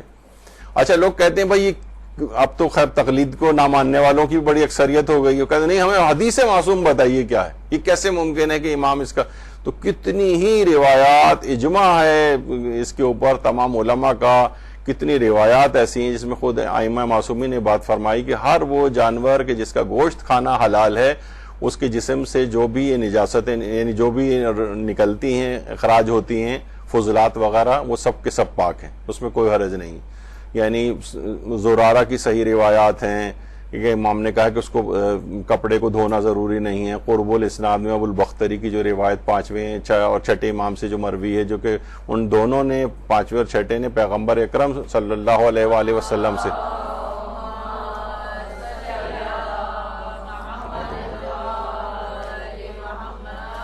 کہ اس کے پیشاب میں کوئی حرج نہیں ہے اگر جسم پہ لگ بھی جائے، کہ جس کا گوشت کھانا جو ہے وہ حلال ہے. اسی طریقے سے مثلاً چھٹے امام سے ایک روایت ہے، اس کے اندر بھی انہوں نے جسم کے ان فضلات کو ان کے پاک قرار دیے جو حلال گوشت جانور ہے. حرام گوشت جانوروں کو تو ایک ذرہ بھی اگر جسم کے اوپر لگ جائے تو وہ نجس ہوتا ہے. لیکن پرندے چاہے وہ حرام گوشتی کیوں نہ ہو، اور عام جو حلال گوشت جانور ہیں، مرغی، مچھلی اور بھیڑ بکری، اونٹ، گائے، بھینس وغیرہ، ان سب کا پیشاب و پخانہ جو ہے وہ پاک ہے. اچھا یہ والا اعتراض جب آپ کبھی ہو تو اہل سنت کی طرف سے بھی آپ پر آنے لگتا ہے. کبھی بہت سے لوگ ہمارے پوسٹ کے نیچے اہل سنت بھی آ جاتے ہیں، وہ اعتراض کرنے لگتے ہیں. تو ان کو بھی یہ کہ خود ان کے فتاوی ستاریہ میں ہے کہ اہل سنت کے نزدیک بھی حلال گوشت جو جانور ہیں ان کا پیشاب و پخانہ پاک ہے. جس کپڑے پر بھی لگا ہو اس سے نماز پڑھنی بھی درست ہے، اور ادویات کا بھی استعمال جو ہے وہ درست ہے. اور امام محمد جو امام ابو حنیفہ کے خاص شاگرد تھے، ان کا بھی فتویٰ ہدایہ کے اندر موجود ہے کہ جن جانوروں کا گوشت حلال ہے ان کا پیشاب و پخانہ، ان کا پیشاب بھی پاک ہے. اور فتاوی اہل حدیث جو ہیں اس میں ہے کہ معقول اللحم، یعنی جن جانوروں کا گوشت کھایا جاتا ہے جیسے گائے، بکری وغیرہ، ان کا گوبر، پیشاب تک بھی پاک ہے اور حلال ہے، یعنی جسم پہ لگ جائے تو اس میں کوئی حرج نہیں. تو ان کو بھی آپ ریفرنس کے طور پر بتا سکتے ہیں بھئی آپ کی فقہوں کے اندر بھی یہ پایا جاتا ہے، یعنی یہ والا مسئلہ. بہت سے کچھ منع بھی کرتے ہیں ان کے ہاں، لیکن بہرحال یہ فتوے بھی اس طرح سے ہیں. تو یہ اس وجہ سے کہ ممکن ہے آپ کو بہت سے تقلید کرنے والے آپ پر اعتراض کریں، تو ان کے بھی حوالے آپ کو مراجع کے میں نے بتا دی. ہو سکتا ہے بہت سے لوگ تقلید کے انکاری ہوں، کہتے ہیں ہمیں حدیث چاہیے، وہ حدیثیں بھی میں نے آپ کے سامنے پیش کر دی. اہل سنت بھی اگر اعتراض کریں تو ان کو بھی آپ حوالوں کے ساتھ بتا سکتے ہیں کہ تو آپ کی فقہ میں بھی پایا جاتا ہے. تو بہرحال یہ والا ایک مسئلہ ہوتا ہے. اچھا اب اس کے دیکھیے مختلف نام ہیں جو قربانی کا جانور ہے نا، اس کے بہت سارے نام ہیں، اور آپ کو پتہ ہے کثرت نام جو ہے یہ شرف و فضیلت کی نشاندہی کرتے ہیں. مثلا آپ دیکھتے ہیں اللہ کے کتنے 99 نام تو مشہور ہیں، لیکن بے شمار نام ہیں. رسول اللہ کے کتنے نام ہیں، اور اسی طریقے سے امیر المومنین، اور اللہم صلی علی محمد وآل محمد.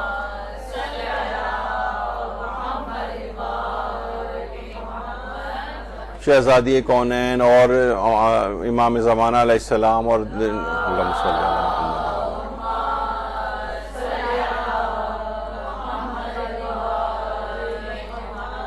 یہ امام زمانہ علیہ السلام کی والدہ گرامی حضرت نرجس خاتون، ان کے کتنے نام آئے ہیں اس کے اندر. تو بہت سے لوگ کہتے ہیں بھائی اس کا مطلب ہے کہ ان ناموں کی کثرت کے معنی ہے کہ آپ کے نام ہی متفق نہیں، اس کا مطلب ہے ان شخصیت کا ہونا ثابت ہی نہیں، جبکہ یہ شرف و فضیلت کی نشاندہی ہوتی ہے. کئی نام، نرگس بھی ہے، نرجس بھی ہے، سوسن بھی ہے، سیقل بھی ہے، اور کتنے سارے ان کے نام اس طرح سے.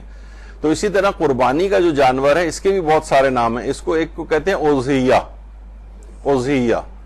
اچھا آپ نے سنا ہوگا یہ قرآن کے اندر بھی والشمس وضحاہا، یعنی جس وقت سورج طلوع ہوتا ہے تو ایک روشنی نکلتی، کیونکہ جس وقت سورج کی طلوع ہونے کے بعد ہی یہ قربانی ہو سکتی ہے، جیسے کہ ہم آگے چل کر اور بھی مزید بیان کریں گے اس کو اگلی نشست میں. تو کیونکہ سورج نکلنے کے بعد ہوتی ہے قربانی، اس وجہ سے اس کو اضحیہ کہا جاتا ہے، اضحیہ بھی کہا جاتا ہے. دوسرا اس کا ایک اور نام ہے ہدی. اچھا ہدی جو ہے قرآن کے اندر بھی سورہ بقرہ میں آیا ہے، وَأَتِمُّوا الْحَجَّ وَالْعُمْرَةَ لِلَّهِ فَإِنْ أُحْصِرْتُمْ فَمَا اسْتَيْسَرَ مِنَ الْهَدْيِ. تو یہاں پر بھی ہدیے یا ہدی یہ قربانی کے جانور کا ایک نام اس کے اندر آیا ہے. قربانی کا جو جانور ہے اس کو ہدی کہا جاتا ہے، یہ ہدی کہا جاتا ہے. تیسرا ایک اور نام اس کا قرآن میں آیا، اس کا نام ہے بدنا. وَالْبُدْنَ جَعَلْنَاهَا لَكُمْ مِنْ شَعَائِرِ اللَّهِ، من شاعر اللہ. والبدنا یعنی بدنا جو ہے یہ اونٹ کو کہا جاتا ہے، اس کو شاعر خدا میں سے قرار دیا گیا. جو حج کے موقع پر جو قربانی کی جاتی ہے اونٹ کی، اسے بدنا کہا ہے قرآن نے، اور کہا کہ یہ شاعر اللہ میں سے. تو ایک نام اس کا بدنا بھی ہے. ایک اور نام اس کا بہیمت الانعام ہے. بہیمت الانعام فی ایام معلومات علی ما رزقہم من بہیمت الانعام. تو یہاں پر بھی قربانی کے جانور کا ایک نام قرآن نے بہیمت الانعام رکھا ہے. اس کا ایک اور نام قلائد بھی ہے. دیکھیے شرف و فضیلت اتنی زیادہ ہے اس کی کہ اس کے مختلف نام قرآن نے ذکر کیے ہیں. قلائد، یا ایھا الذین آمنوا لا تحلوا شعائر اللہ ولا الشہر الحرام ولا الہدی ولا القلائد. اچھا ہدی کہتے ہیں قربانی کے جانور کو، اور قلائد کہتے ہیں کہ وہ جانور کہ جس کے گلے میں کوئی نشان ڈالا جاتا تھا. یہ انشاءاللہ ایک نشست ہماری ہوگی، میرا ارادہ ہے کہ جو مختلف ہمارے ہاں کے رسوم اور رواج ہیں، آج کل رسوم اور رواج کے اوپر بہت زیادہ یعنی روشن فکر ہونے کی نشانی سمجھی جاتی ہے کہ وہ ہر رسم کا، اچھی رسم کا بھی گویا انکار کر دی. رسومات عزاداری کے سلسلے میں بہت ساری رسومات کے اوپر لوگ یہ بھی صحیح نہیں ہے، یہ بھی صحیح نہیں ہے، یہ بھی صحیح نہیں، ایک بہت بڑی لسٹ بنا دیتے ہیں. تو ہم انشاءاللہ اس میں ذکر کریں گے کہ اسلام نے بہت سی ایسی رسومات تھیں، ان کو باقی بھی رکھا ہے. حالانکہ اس زمانے جاہلیت کے اندر کفار و مشرکین کی رسومات تھیں، لیکن اسلام نے مصلحتاً اس کو یعنی جاری رکھا. بعد تو ہم اس میں ایک تفصیل آتی ہے. تو اس میں بعض اوقات قربانی کے جانور کے جو گلے میں پرانے جوتوں کا ایک ہار بنا کے ڈالا جاتا تھا، پورا ان زمانے میں تھا. تو اسلام نے یہ مثلا کسی کا کان نشانی کے طور پر کاٹ دیا جاتا تھا. یعنی کیسے پتہ چلے؟ اس زمانے میں کوئی لکھ کے یا تو نہیں لگاتے تھے لوگ، نہ اس طرح سے رائج تھا. تو وہ جسمانی طور پر کوئی اس کے اندر اس طرح کی کٹ وٹ لگا کے کوئی نشانی بنا دیتے تھے. تو بہرحال قرآن نے اس کو بھی کہا کہ ولل ہدی ولل قلائد. تو یعنی ہدی الگ ایک جانور ہے جس پہ کوئی نشانی ہونا ضروری نہیں، اور بہت سے نشانی والے، کیونکہ بعض اوقات وہ نشانی ڈال کے، کیونکہ وہ تو پہلے سے رکھا ہوتا تھا تاکہ لوگ اس جانور کو ہاتھ نہ لگائیں، سمجھ جائیں کہ اس کو ذبح نہیں کیا جانا ہے ابھی اور یہ حج کی قربانی کا جانور ہے، ایک نشانی ڈالتے تھے. خیر یہ قرآن نے اس کو قلائد کہا. منسک یہ بھی قرآن کے اندر آیا ہے. وَلِكُلِّ أُمَّةٍ جَعَلْنَا مَنْسَكًا لِيَذْكُرُوا اسْمَ اللَّهِ. یعنی اس میں بھی منسک جو ہے وہ قربانی کے جانور کو قرار دیا گیا. اچھا، نسک ایک سے ملتا جلتا، جیسے ہمارے ہاں کہا جاتا ہے مناسک حج، یعنی عبادت کے طریقے کو مناسک کہا جاتا ہے. مناسک حج یعنی حج کو انجام دینے کا طریقہ. نسک جو ہے، جب بھی ایک سعودی گورنمنٹ نے ایک ایپ بنایا ہے، اس کا نام نسک ہے، جس میں آپ رجسٹر ہوتے ہیں. تو پھر آپ خانے کا ادھر مسجد نبوی میں ریاض الجنہ جانے کے ٹائمنگ، اس میں اپنے آپ کو رجسٹر کرنا ہوتا ہے. اس کا نام بھی انہوں نے نسک رکھا ہے. تو بہرحال یہ بھی قربانی کے جانور کا ایک نام ہے منسک. تو یہ سب نام اس کے آئے ہیں اس لحاظ سے. اچھا، اب جانور خواہ یہ نر ہو یا مادہ ہو، مادہ تجدید نہیں، مادہ، نر ہو یا مادہ ہو، یعنی تو یہ دونوں طرح کی قربانی کر سکتے ہیں. یعنی بکری کی قربانی بھی جائز ہے، گائے کی تو خیر رائج ہے، لیکن ویسے بکریاں عام طور پر سستی بھی مل جاتی ہیں بکرے کے مقابلے میں. تو یہ قربانی کر سکتے ہیں، اس میں کوئی حرج نہیں. ضروری نہیں ہے کہ نر ہی جانور ہو اس کے اندر. اچھا، آپ کون سا جانور قربان کریں؟ کون سا؟ دیکھیے، ایک تو اس میں کہا جاتا ہے انعام ثلاثہ، یعنی 3 جانوروں کی کیٹیگریز ہیں، جس میں ایک تو ہے اونٹ، اور ایک ہے گائے یا بیل، اس کا ورژن کر لیں، اور یا پھر بکرا یا بکری، دمبا. اور بہت سے علماء نے تو یہ بھی کہا کہ اگر دمبا ہو تو وہ جس کے سینگ مڑے ہوئے ہوتے ہیں، اس کی قربانی کا ثواب زیادہ ہے، جس کے سینگ مڑے ہوئے ہوں. تو یہ انعام ثلاثہ میں شمار کی جاتے ہیں. یعنی جانوروں کی 3 اصناف اور کیٹیگریز ہیں، ان میں ہونا چاہیے. یعنی مرغی نہیں کر سکتے، کیونکہ یہ انعام ثلاثہ میں سے نہیں. دیکھا جائے حلال گوشت جانور ہے.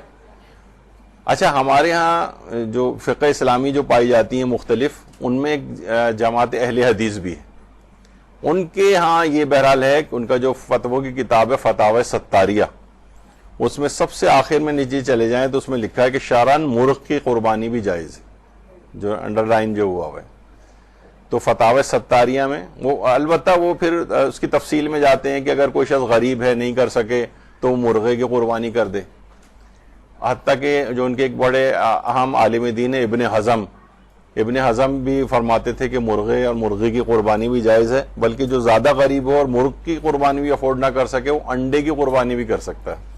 بہرحال تو لوگ اس کو پھر بال کی کھال اتارتے ہیں، وہ کہتے ہیں پھر یہ جو کھال جو دی جاتی ہے، تو یہ انڈے کا خول جو ہے ہم کس جگہ لے جا کر دیں.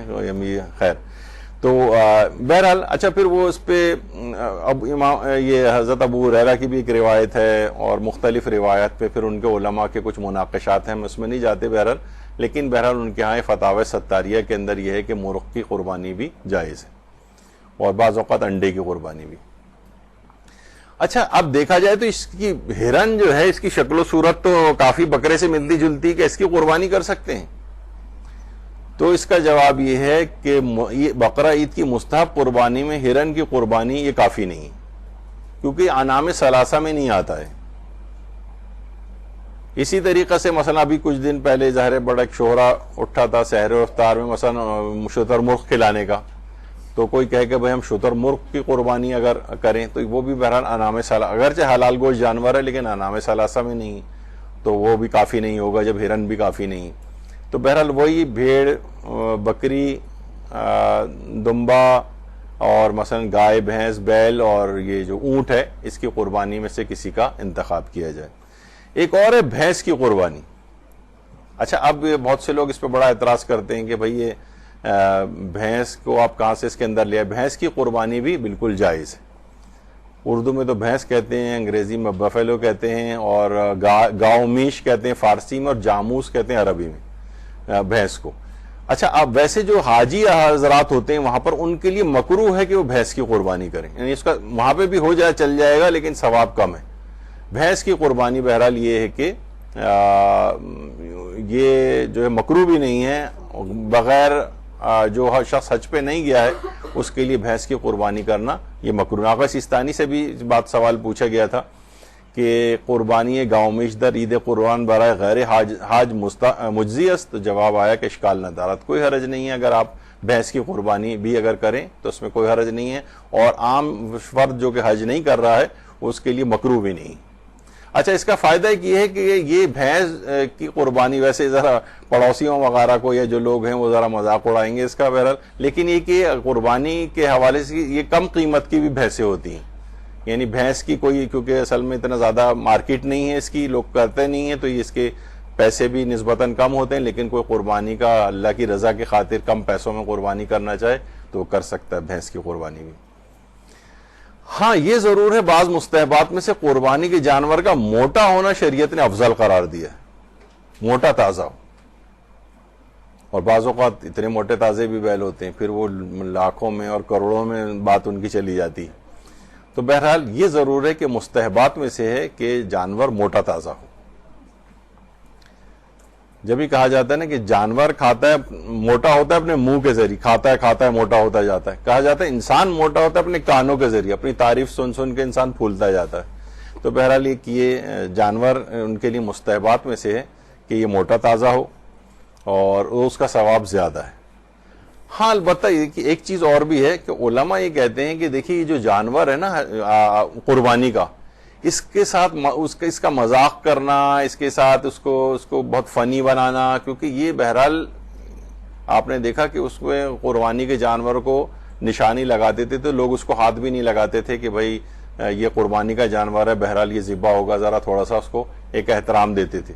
یہاں پر یہ ہے کہ اس کو عجیب و غریب اس کے ساتھ جو ہے نا اس کی شکلیں جو ہیں بنائی جاتی ہیں، اور اس کو جو ہے اس کا ایک لحاظ سے مذاق جو ہے وہ اڑایا جا رہا ہوتا ہے، کچھ مختلف اس کی چیزیں، کوئی اس کے چشمے بنا رہا ہے، اس کی لگا رہا ہے، کوئی اس کے اوپر سپرے کر رہا ہے، اور اس کو عجیب و غریب طریقے سے معاشرے میں جیسے ایک یعنی ایک فنی یا جوکر کے طرح سے اس کی جو ہے وہ بنائی جاتی ہیں شکلیں۔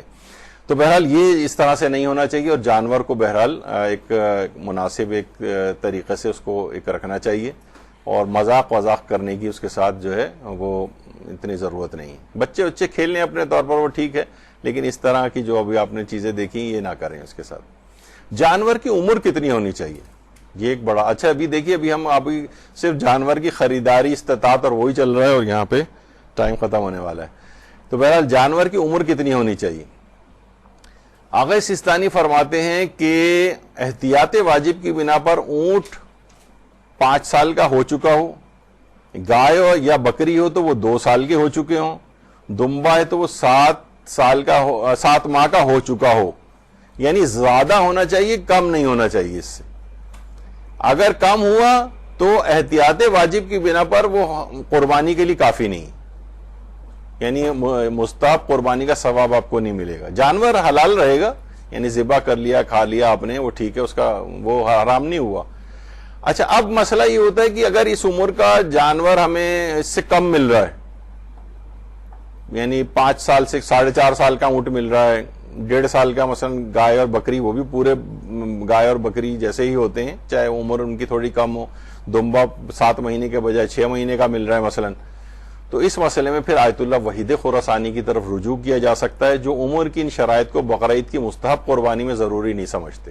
یہاں پر اس احتیاط واجب کا ایک فائدہ آپ کو ملے گا۔ تو یہ عام طور پر بہت زیادہ مسئلہ پیش آتا ہے، ورنہ کیا ہوگا کہ اگر آپ اس سے کم عمر کا جانور لے کر آ گئے جو بظاہر دیکھنے میں اتنا ہی لگ رہا ہوتا ہے لیکن اس کی عمر کم ہوتی ہے، اس کی عمر کم ہوتی ہے، تو وہ کہتے ہیں پھر یہ مجزی نہیں ہوگا بقرعید کی قربانی کے لیے، یعنی آپ کو ثواب نہیں ملے گا، جانور حلال رہے گا، گوشت کھا سکتے ہیں اس کا، لیکن یعنی بالکل ایسا نہ ہو کہ آپ کوئی بچہ سا، کیونکہ وہ سستے بھی مل جائیں گے آپ کو، کوئی اٹھا کر لے آئے کہ بھئی دیکھیے تو ہے تو نا جانور ہی، وہ کرواتے نہیں، عمر بھی اس کی صحیح ہونی چاہیے، یعنی 5 سال مکمل کر چکا اونٹ، 2 سال گائے اور بکری، دمبا 7 ماہ مکمل کر چکا ہو، اس سے کم نہ ہو، کم ہوگا تو پھر احتیاط واجب کی بنا پر وحید خراسانی کی طرف رجوع کیا جائے گا۔ اور وہ رجوع کرنے کے بعد بھی یعنی اتنا چھوٹا نہیں ہونا چاہیے کہ ابھی پیدا ہوا ہے کوئی فوراً اور اس کو لے جایا جائے قربانی کے لیے، تو وہ فرماتے ہیں کہ نہیں، اس کو یعنی عرفاً اس کو بکرا یا گائے یہ سب کہا جائے، یہ نہ کہا جائے کہ یہ بچہ ہے کوئی، یعنی عمر میں اتنا تھوڑا بہت فرق ان کے ہاں وحید خراسانی کی طرف رجوع کر کے چل جائے گا۔ اچھا، آپ ایک چیز بڑی مشہور ہے، عمر تو یہاں پر نہیں، یہاں پر دانت دیکھے جاتے ہیں عام طور پر کہ قربانی کے جانور کے 2 دانت کا ہونا چاہیے۔ اب دانت وانت جو ہے وہ اب جانور کے سارے منہ کھول کے اس کے دانت جتنے بھی ہیں وہ چیک کیے جائیں کہ 2 دانت کا ہے یا نہیں ہے، لوگ منہ کھول کھول کے دیکھ رہے ہوتے ہیں باقاعدہ۔ تو دیکھیے ممکن ہے کہ 2 دانت کے بجائے وہ 2 سال سے مکمل ہونے چاہیے، 1.5 سال میں اس کے بلکہ 4 دانت آ چکے ہوں، یہ بھی پاسبل ہے۔ تو دانت اصل معیار نہیں ہے، بلکہ یہ معیار ہے وہ افراد کے، دیکھیے عام طور پہ یہ جو بیچ رہے ہوتے ہیں نا، ان کو ان کی عمریں پتہ ہوتی ہیں، ان بچپن سے لے کے انہوں نے پالا ہوا ہوتا ہے، ان کو پال کے بڑا کر کے لاتے ہیں، ان کو صحیح عمر پتہ ہوتی ہے، تو انہی سے پوچھ لیا جائے کہ اس کی عمر کتنی، تو اگر اس سے کم عمر کا ہو تو پھر رجوع کیا جائے گا آیت اللہ وحید خراسانی کی طرف، عمر پوری ہو چکی ہے۔ دانت وانت کا معیار نہیں ہے اس میں، دانت پتہ چلا عمر ہونے کے بعد بھی ہو سکتا ہے اس کے ٹوٹ گئے ہوں، وہ تب معیار نہیں بنیں گے، یا کم عمری میں اس کے 4 دانت نکل آئے مثلا، تو وہ بھی معیار نہیں بنتے۔ یعنی دانت عرفاً مشہور ہے ہمارے ہاں، لیکن دانت کوئی ایسا معیار نہیں ہے، عمر معیار ہے۔ کیا ناقص جانور کی قربانی جائز ہے؟ ایک تو وہ پیشاب پخانے والی جو آپ نے ابھی سنی تھی کہ اس پہ ہمیں گالیاں جو پڑتی ہیں، اور یہ دوسری یہ والی پوسٹ کے اوپر گالیاں پڑتی ہیں ہر سال، ابھی پھر پڑیں گی تھوڑے دن بعد ہم لوگ لگانے والے ہیں۔ ناقص جانور کی قربانی، یعنی ناقص جانور بھی اور عیب دار بھی۔ عید الاضحیٰ کی جو مستحب قربانی ہے اس میں ناقص اور عیب دار جانور کی قربانی بھی بالکل جائز، مثلا اس کا سینگ ٹوٹا ہوا ہے۔ اچھا، یہ جو جتنی بھی شرائط ہیں نا قربانی، لوگ ہمیں پھر حدیثیں بھیجنا شروع کر دیتے ہیں، بھائی وہ حدیثیں حج کی واجب قربانی کی ہیں جس کے اندر وہ تمام شرائط بیان ہوئی ہیں۔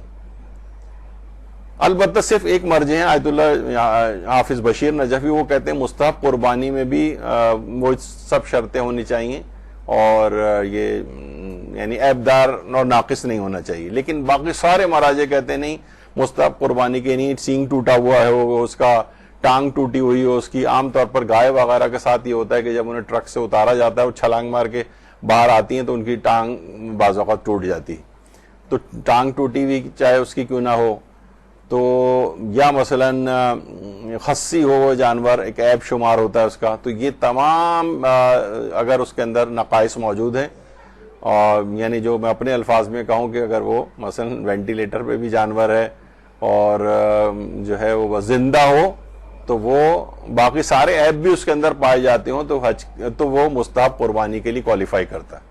یعنی ٹھیک ہے وہ زیادہ ثواب ملے گا، افضل ہے، احتیاط کے مطابق ہے کہ کوئی اس میں عیب نہیں ہونا چاہیے، ناقص نہیں ہونا چاہیے، ٹانگ ٹوٹی ہوئی، سینگ ٹوٹا ہوا یا اس طرح سے نہ ہو، تو زیادہ بہتر اور افضل ہے، لیکن بہرحال جائز ہے۔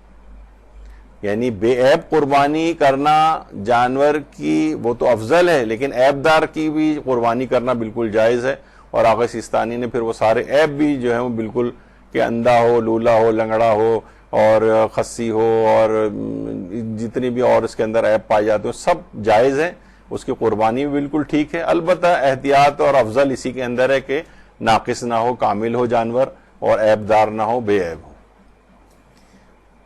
اور بہت زیادہ کمزور، بے تحاشا کمزور اگر کوئی ہے بالکل کہ پسلیاں اس کی نظر آ رہی ہیں. بہت سے یہ بھی سستے مل جاتے ہیں جو بہت سوکھے سے جانور ہوتے ہیں. تو لوگ یہ کہتے ہیں کہ بھائی ہمیں اس کا گوشت کھانا ہے, اس کے ہڈیوں کا سوپ بنا کے پینا ہے, کیا کرنا ہے. تو بہرحال یہ کہ یہ بہت زیادہ کمزور بھی اگر ہو, مستحب ہے کہ موٹا تازہ ہو, لیکن شدید کمزور بھی چل جائے گا. تو بہرحال ایک یہ ہو گیا. البتہ جتنا زیادہ صحت مند اور موٹا ہو وہ ثواب اور فائدہ. ایک اور چیز بھی ہوتی ہے, لوگ کہتے ہیں کہ عام طور پہ بہت سے بکرے اپنا پیشاب پینے کا عادی ہوتے ہیں. یہ ہوتا ہے, گھروں میں آتا ہے, تو کہتے ہیں پھر اس کی قربانی جائز نہیں ہوگی. تمام آقا سیستانی نے بھی فرمایا کہ بالکل جائز ہے. آیت اللہ حافظ بشیر نجفی سے بھی پوچھا جو بکرا پیشاب پیتا ہے کیا اس کی قربانی جائز ہے, تو جواب ہے کہ ایسے اس کی قربانی کر سکتے ہیں عام طور پر جو ہے. لیکن صرف ایک صورت میں ہوتا ہے کہ اگر وہ جانور انسانی فضلہ کھانے کا عادی ہو جائے. انسانی فضلہ سے مراد یعنی فیکل میٹر جو ہوتا ہے پخانہ, انسانی اتنا وہ کھائے تو پھر اس کو خاص طرح کا اس کا استبرا کیا جاتا ہے, کافی عرصے تک اس کو کھانے سے روکا جاتا ہے چیزیں, تاکہ اس کے جسم سے اس کے اثرات وغیرہ نکل جائیں, پھر اس کے بعد اس کی قربانی کر سکتے ہیں. تو بہرحال اگر کوئی شخص یعنی اور کوئی نجاستیں کھا رہا ہو سوائے انسانی فضلے کے, باقی اور کتنی بھی نجاستیں کھائے اس سے اس کا گوشت حرام نہیں ہوتا ہے. بہرحال ایک بیچ میں بات آ گئی کہ یہ بہت سے جو بکرے ہیں وہ اپنا ہی پیشاب وغیرہ پی رہے ہوتے ہیں, تو بہرحال ان کا گوشت حرام نہیں ہوتا, جائز رہتا ہے ان کی قربانی. عید کی قربانی کتنے دن کر سکتے ہیں,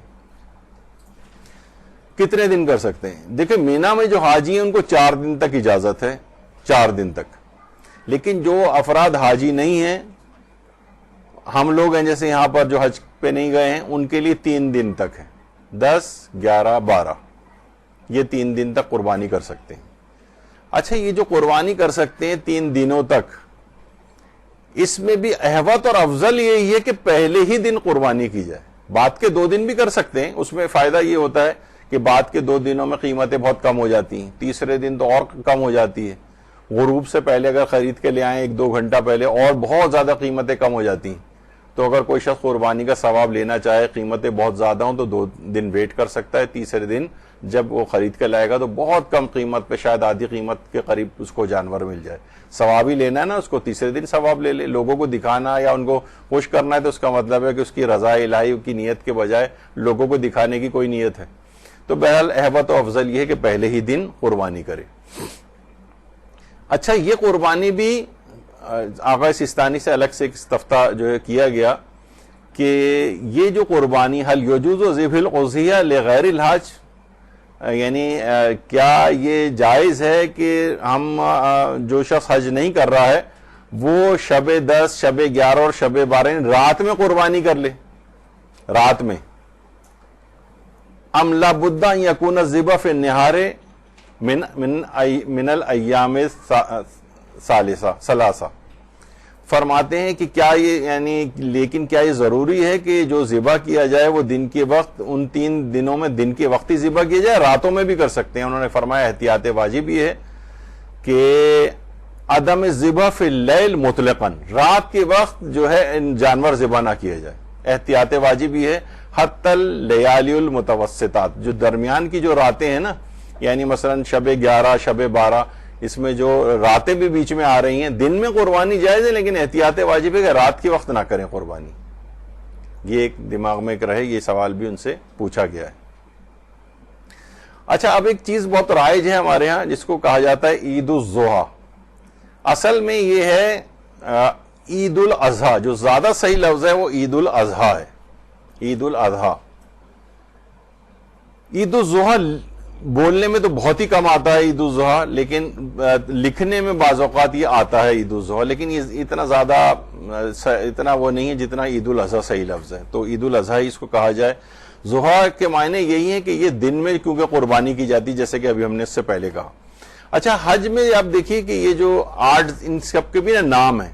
ہم نے باقاعدہ اصطلاحات حج کی ایک سیریز شروع کرتے ہیں 10 تاریخ سے یا اس سے کچھ پہلے سے, جس میں آپ کو حج کی تو 8 ذی الحج کا دن جو ہے یوم ترویہ کہلاتا ہے, 9 ذی الحج کا جو دن ہے وہ یوم عرفہ کہلاتا ہے, 10 ذی الحج کا دن یوم النحر کہلاتا ہے, اور ایام تشریق جو ہے ذی الحج کی 11, 12 اور 13 تاریخوں کو کہتے ہیں. یعنی ہر دنوں کے اعتبار سے الگ الگ نام ہے. اچھا, جیسے یوم ترویہ, یوم ترویہ اس کا نام ترویہ یوں پڑا کہ جب حضرت ابراہیم نے جو خواب دیکھا تھا کہ وہ حضرت اسماعیل کو ذبح کر رہے ہیں, تو وہ 8 ذی الحج کو دیکھا تھا، اور 8 ذی الحج کا پورا دن پھر انہوں نے جو ہے وہ جو خواب دیکھا تھا 8 ذی الحج کا پھر پورا دن انہوں نے سوچ بچار کرتے ہوئے گزارا تھا کہ اس خواب کا مطلب کیا ہے. تو سوچ بچار کرنے کو عربی میں ترویہ کہتے ہیں، اس وجہ سے اس کا نام پڑا 8 ذی الحج کا یوم ترویہ. اچھا، جب سوچ بچار کے نتیجے میں ان کو مشخص ہو گیا کہ یہ حکم خدا ہے اور مجھے اپنے بیٹے ہی کو قربان کرنا ہے، تو جب انہیں اس بات کا عرفان حاصل ہو گیا، وہ سمجھ گئے اس بات کو، تو اسی سمجھنے کے اعتبار سے، پہچاننے کے اعتبار سے اس کا نام یوم عرفہ پڑ گیا، یوم عرفہ، کہ وہ سمجھ گئے کہ حکم خدا کیا ہے. اور پھر 10 ذی الحج کو جب وہ قربانی کرنے کے لیے لے کے گئے تو اس کا نام یوم النحر پڑا، یعنی قربانی کا دن. اور پھر ایام تشریق کہتے ہیں 11 12 13 ذی الحج کو. اس میں کیا کرتے تھے کہ دھوپ میں گوشت کو سکھانے کے لیے رکھ دیتے تھے. اس زمانے میں ریفریجریٹر یہ تو ہوتے نہیں تھے. قربانی کرنے کے بعد وہ تیز دھوپ کے اندر، تاکہ اس کے جرمز وغیرہ سب بھی مر جائیں، گوشت سوکھ جائے تاکہ مستحقین کو دیا جا سکے، تو وہ گوشت کو سکھانے کے لیے دھوپ میں رکھتے تھے. اس وجہ سے ان دنوں کا نام ایام تشریق ہے.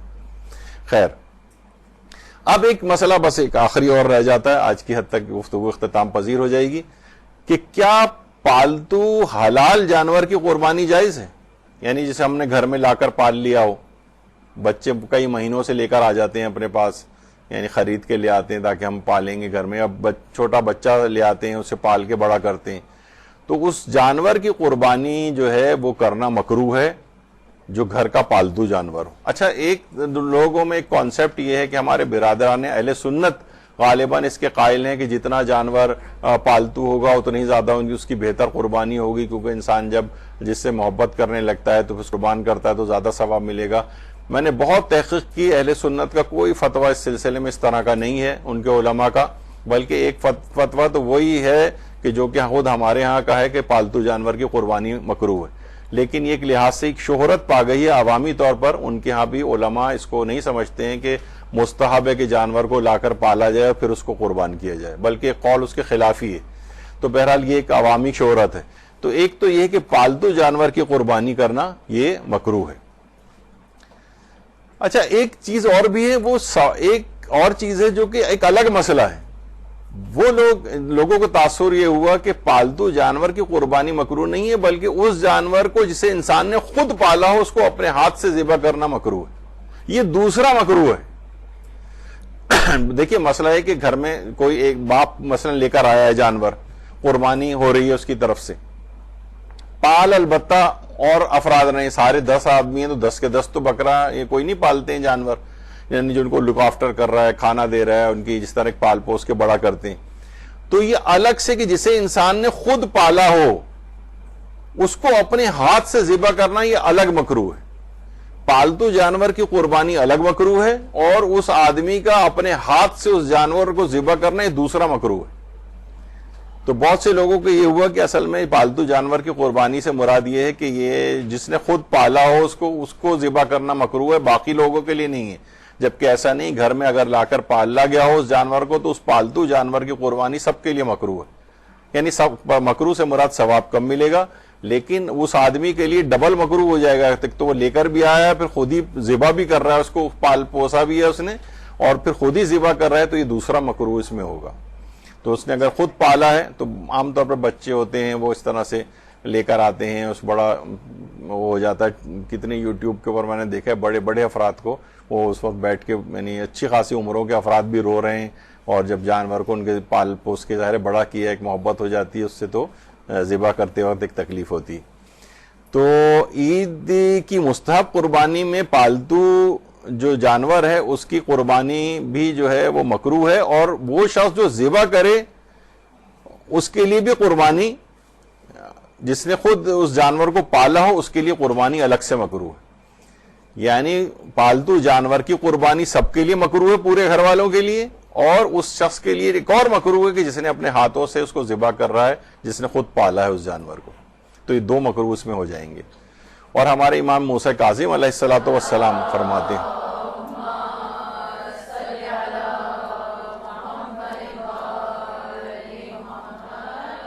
وہ فرماتے میں اس بات کو پسند نہیں کرتا کہ وہ شخص اس جانور کی قربانی کرے جس نے اسے خود پالا ہو، یعنی ساتویں امام اس بات کو ناپسند فرماتے تھے۔ یہی سوال جب ذرا کنفیوژن کا شکار ہوا تھا تو یہ سوال پھر ہم نے آیت اللہ سیستانی کو بھی بھجوایا تھا کہ کیا یہ خود مکروہ ہے جانور کو، پالتو جانور کی قربانی کرنا، یا اس شخص کے لیے مکروہ ہے جس نے خود اس کو پالا اور وہ اپنے ہاتھ سے ذبح کرے؟ تو وہاں سے جواب آیا کہ یہ مطلق طور پر ہی مکروہ ہے، یعنی وہ تو دوسرا مسئلہ ہے کہ جس نے خود پالا ہے اس کو وہ اپنے ہاتھ سے ذبح کرے، یہ اس گھر میں رہنے والے جو جتنے بھی افراد کی طرف سے قربانی ہو رہی سب کے لیے پالتو جانور کی قربانی کرنا مکروہ شمار ہوتا ہے۔ تو بس یہاں پر ہم روکتے ہیں۔ ابھی دیکھا آپ نے کہ صرف ہم لے کر آئے ہیں جانور کو، اور جانور کی یہ ساری شرطیں، چیزیں ویزیں، استطاعت، یہ ساری چیزیں بیان ہوئی۔ اب اصل تو احکام اس کے بعد شروع ہوں گے، جب ہم چھری ہاتھ میں اٹھائیں گے، چھری کون سی ہونی چاہیے، کون شخص چھری ہاتھ میں اٹھائے، اس کی شرطیں، چیزیں کیا ہیں، وہ دوسری ہماری نشست کا عنوان ہوگا۔ اور شاید اگر میں بہت تیز رفتاری سے گیا تو ممکن ہے دوسری میں اس کو ختم کر دوں، ورنہ پھر ایک تیسری نشست بھی شاید ایک اور رکھنی پڑے، لیکن پھر اس کے بعد آپ کو سارے مسئلے بالکل کلیئر ہو جائیں گے قربانی کے۔ آپ اپنے گھر کے مردوں کو بھی گائیڈ کر سکتی ہیں جہاں غلطی دیکھیں، اور کانفیڈنٹلی ان کو یہ سب چیزیں بتا سکتی ہیں۔ خواتین کے لیے تو بہت سے، تو آپ نے پھر بھی قربانی، ہم تو یہاں خواتین کو 2.5 گھنٹے کی داڑھی کی فقہ احکام کی کلاسز بھی دلوا چکے ہیں۔ تو اسی وجہ سے اس میں بھی یہ بات بیان ہوئی تھی کہ گھر کے جو مرد ہیں، بھائی ہیں، باپ ہیں، بیٹے، شوہر ہیں، یہ سب جو ہیں گھر میں جب ہیں تو ان کو سمجھانے اور قائل کرنے کے لیے آپ کی معلومات صحیح ہونا جو ہے وہ ضروری ہے، تاکہ کہیں غلطی دیکھیں تو ان لوگوں کی بھی آپ اصلاح کر سکیں۔ اس لحاظ سے بھی بہت سی چیزوں کے مسائل جاننے ضروری ہوتے ہیں۔ تو یہاں پر ہم گفتگو روکتے ہیں۔ وصلی اللہ علی محمد وآلہ الطیبین الطاہرین۔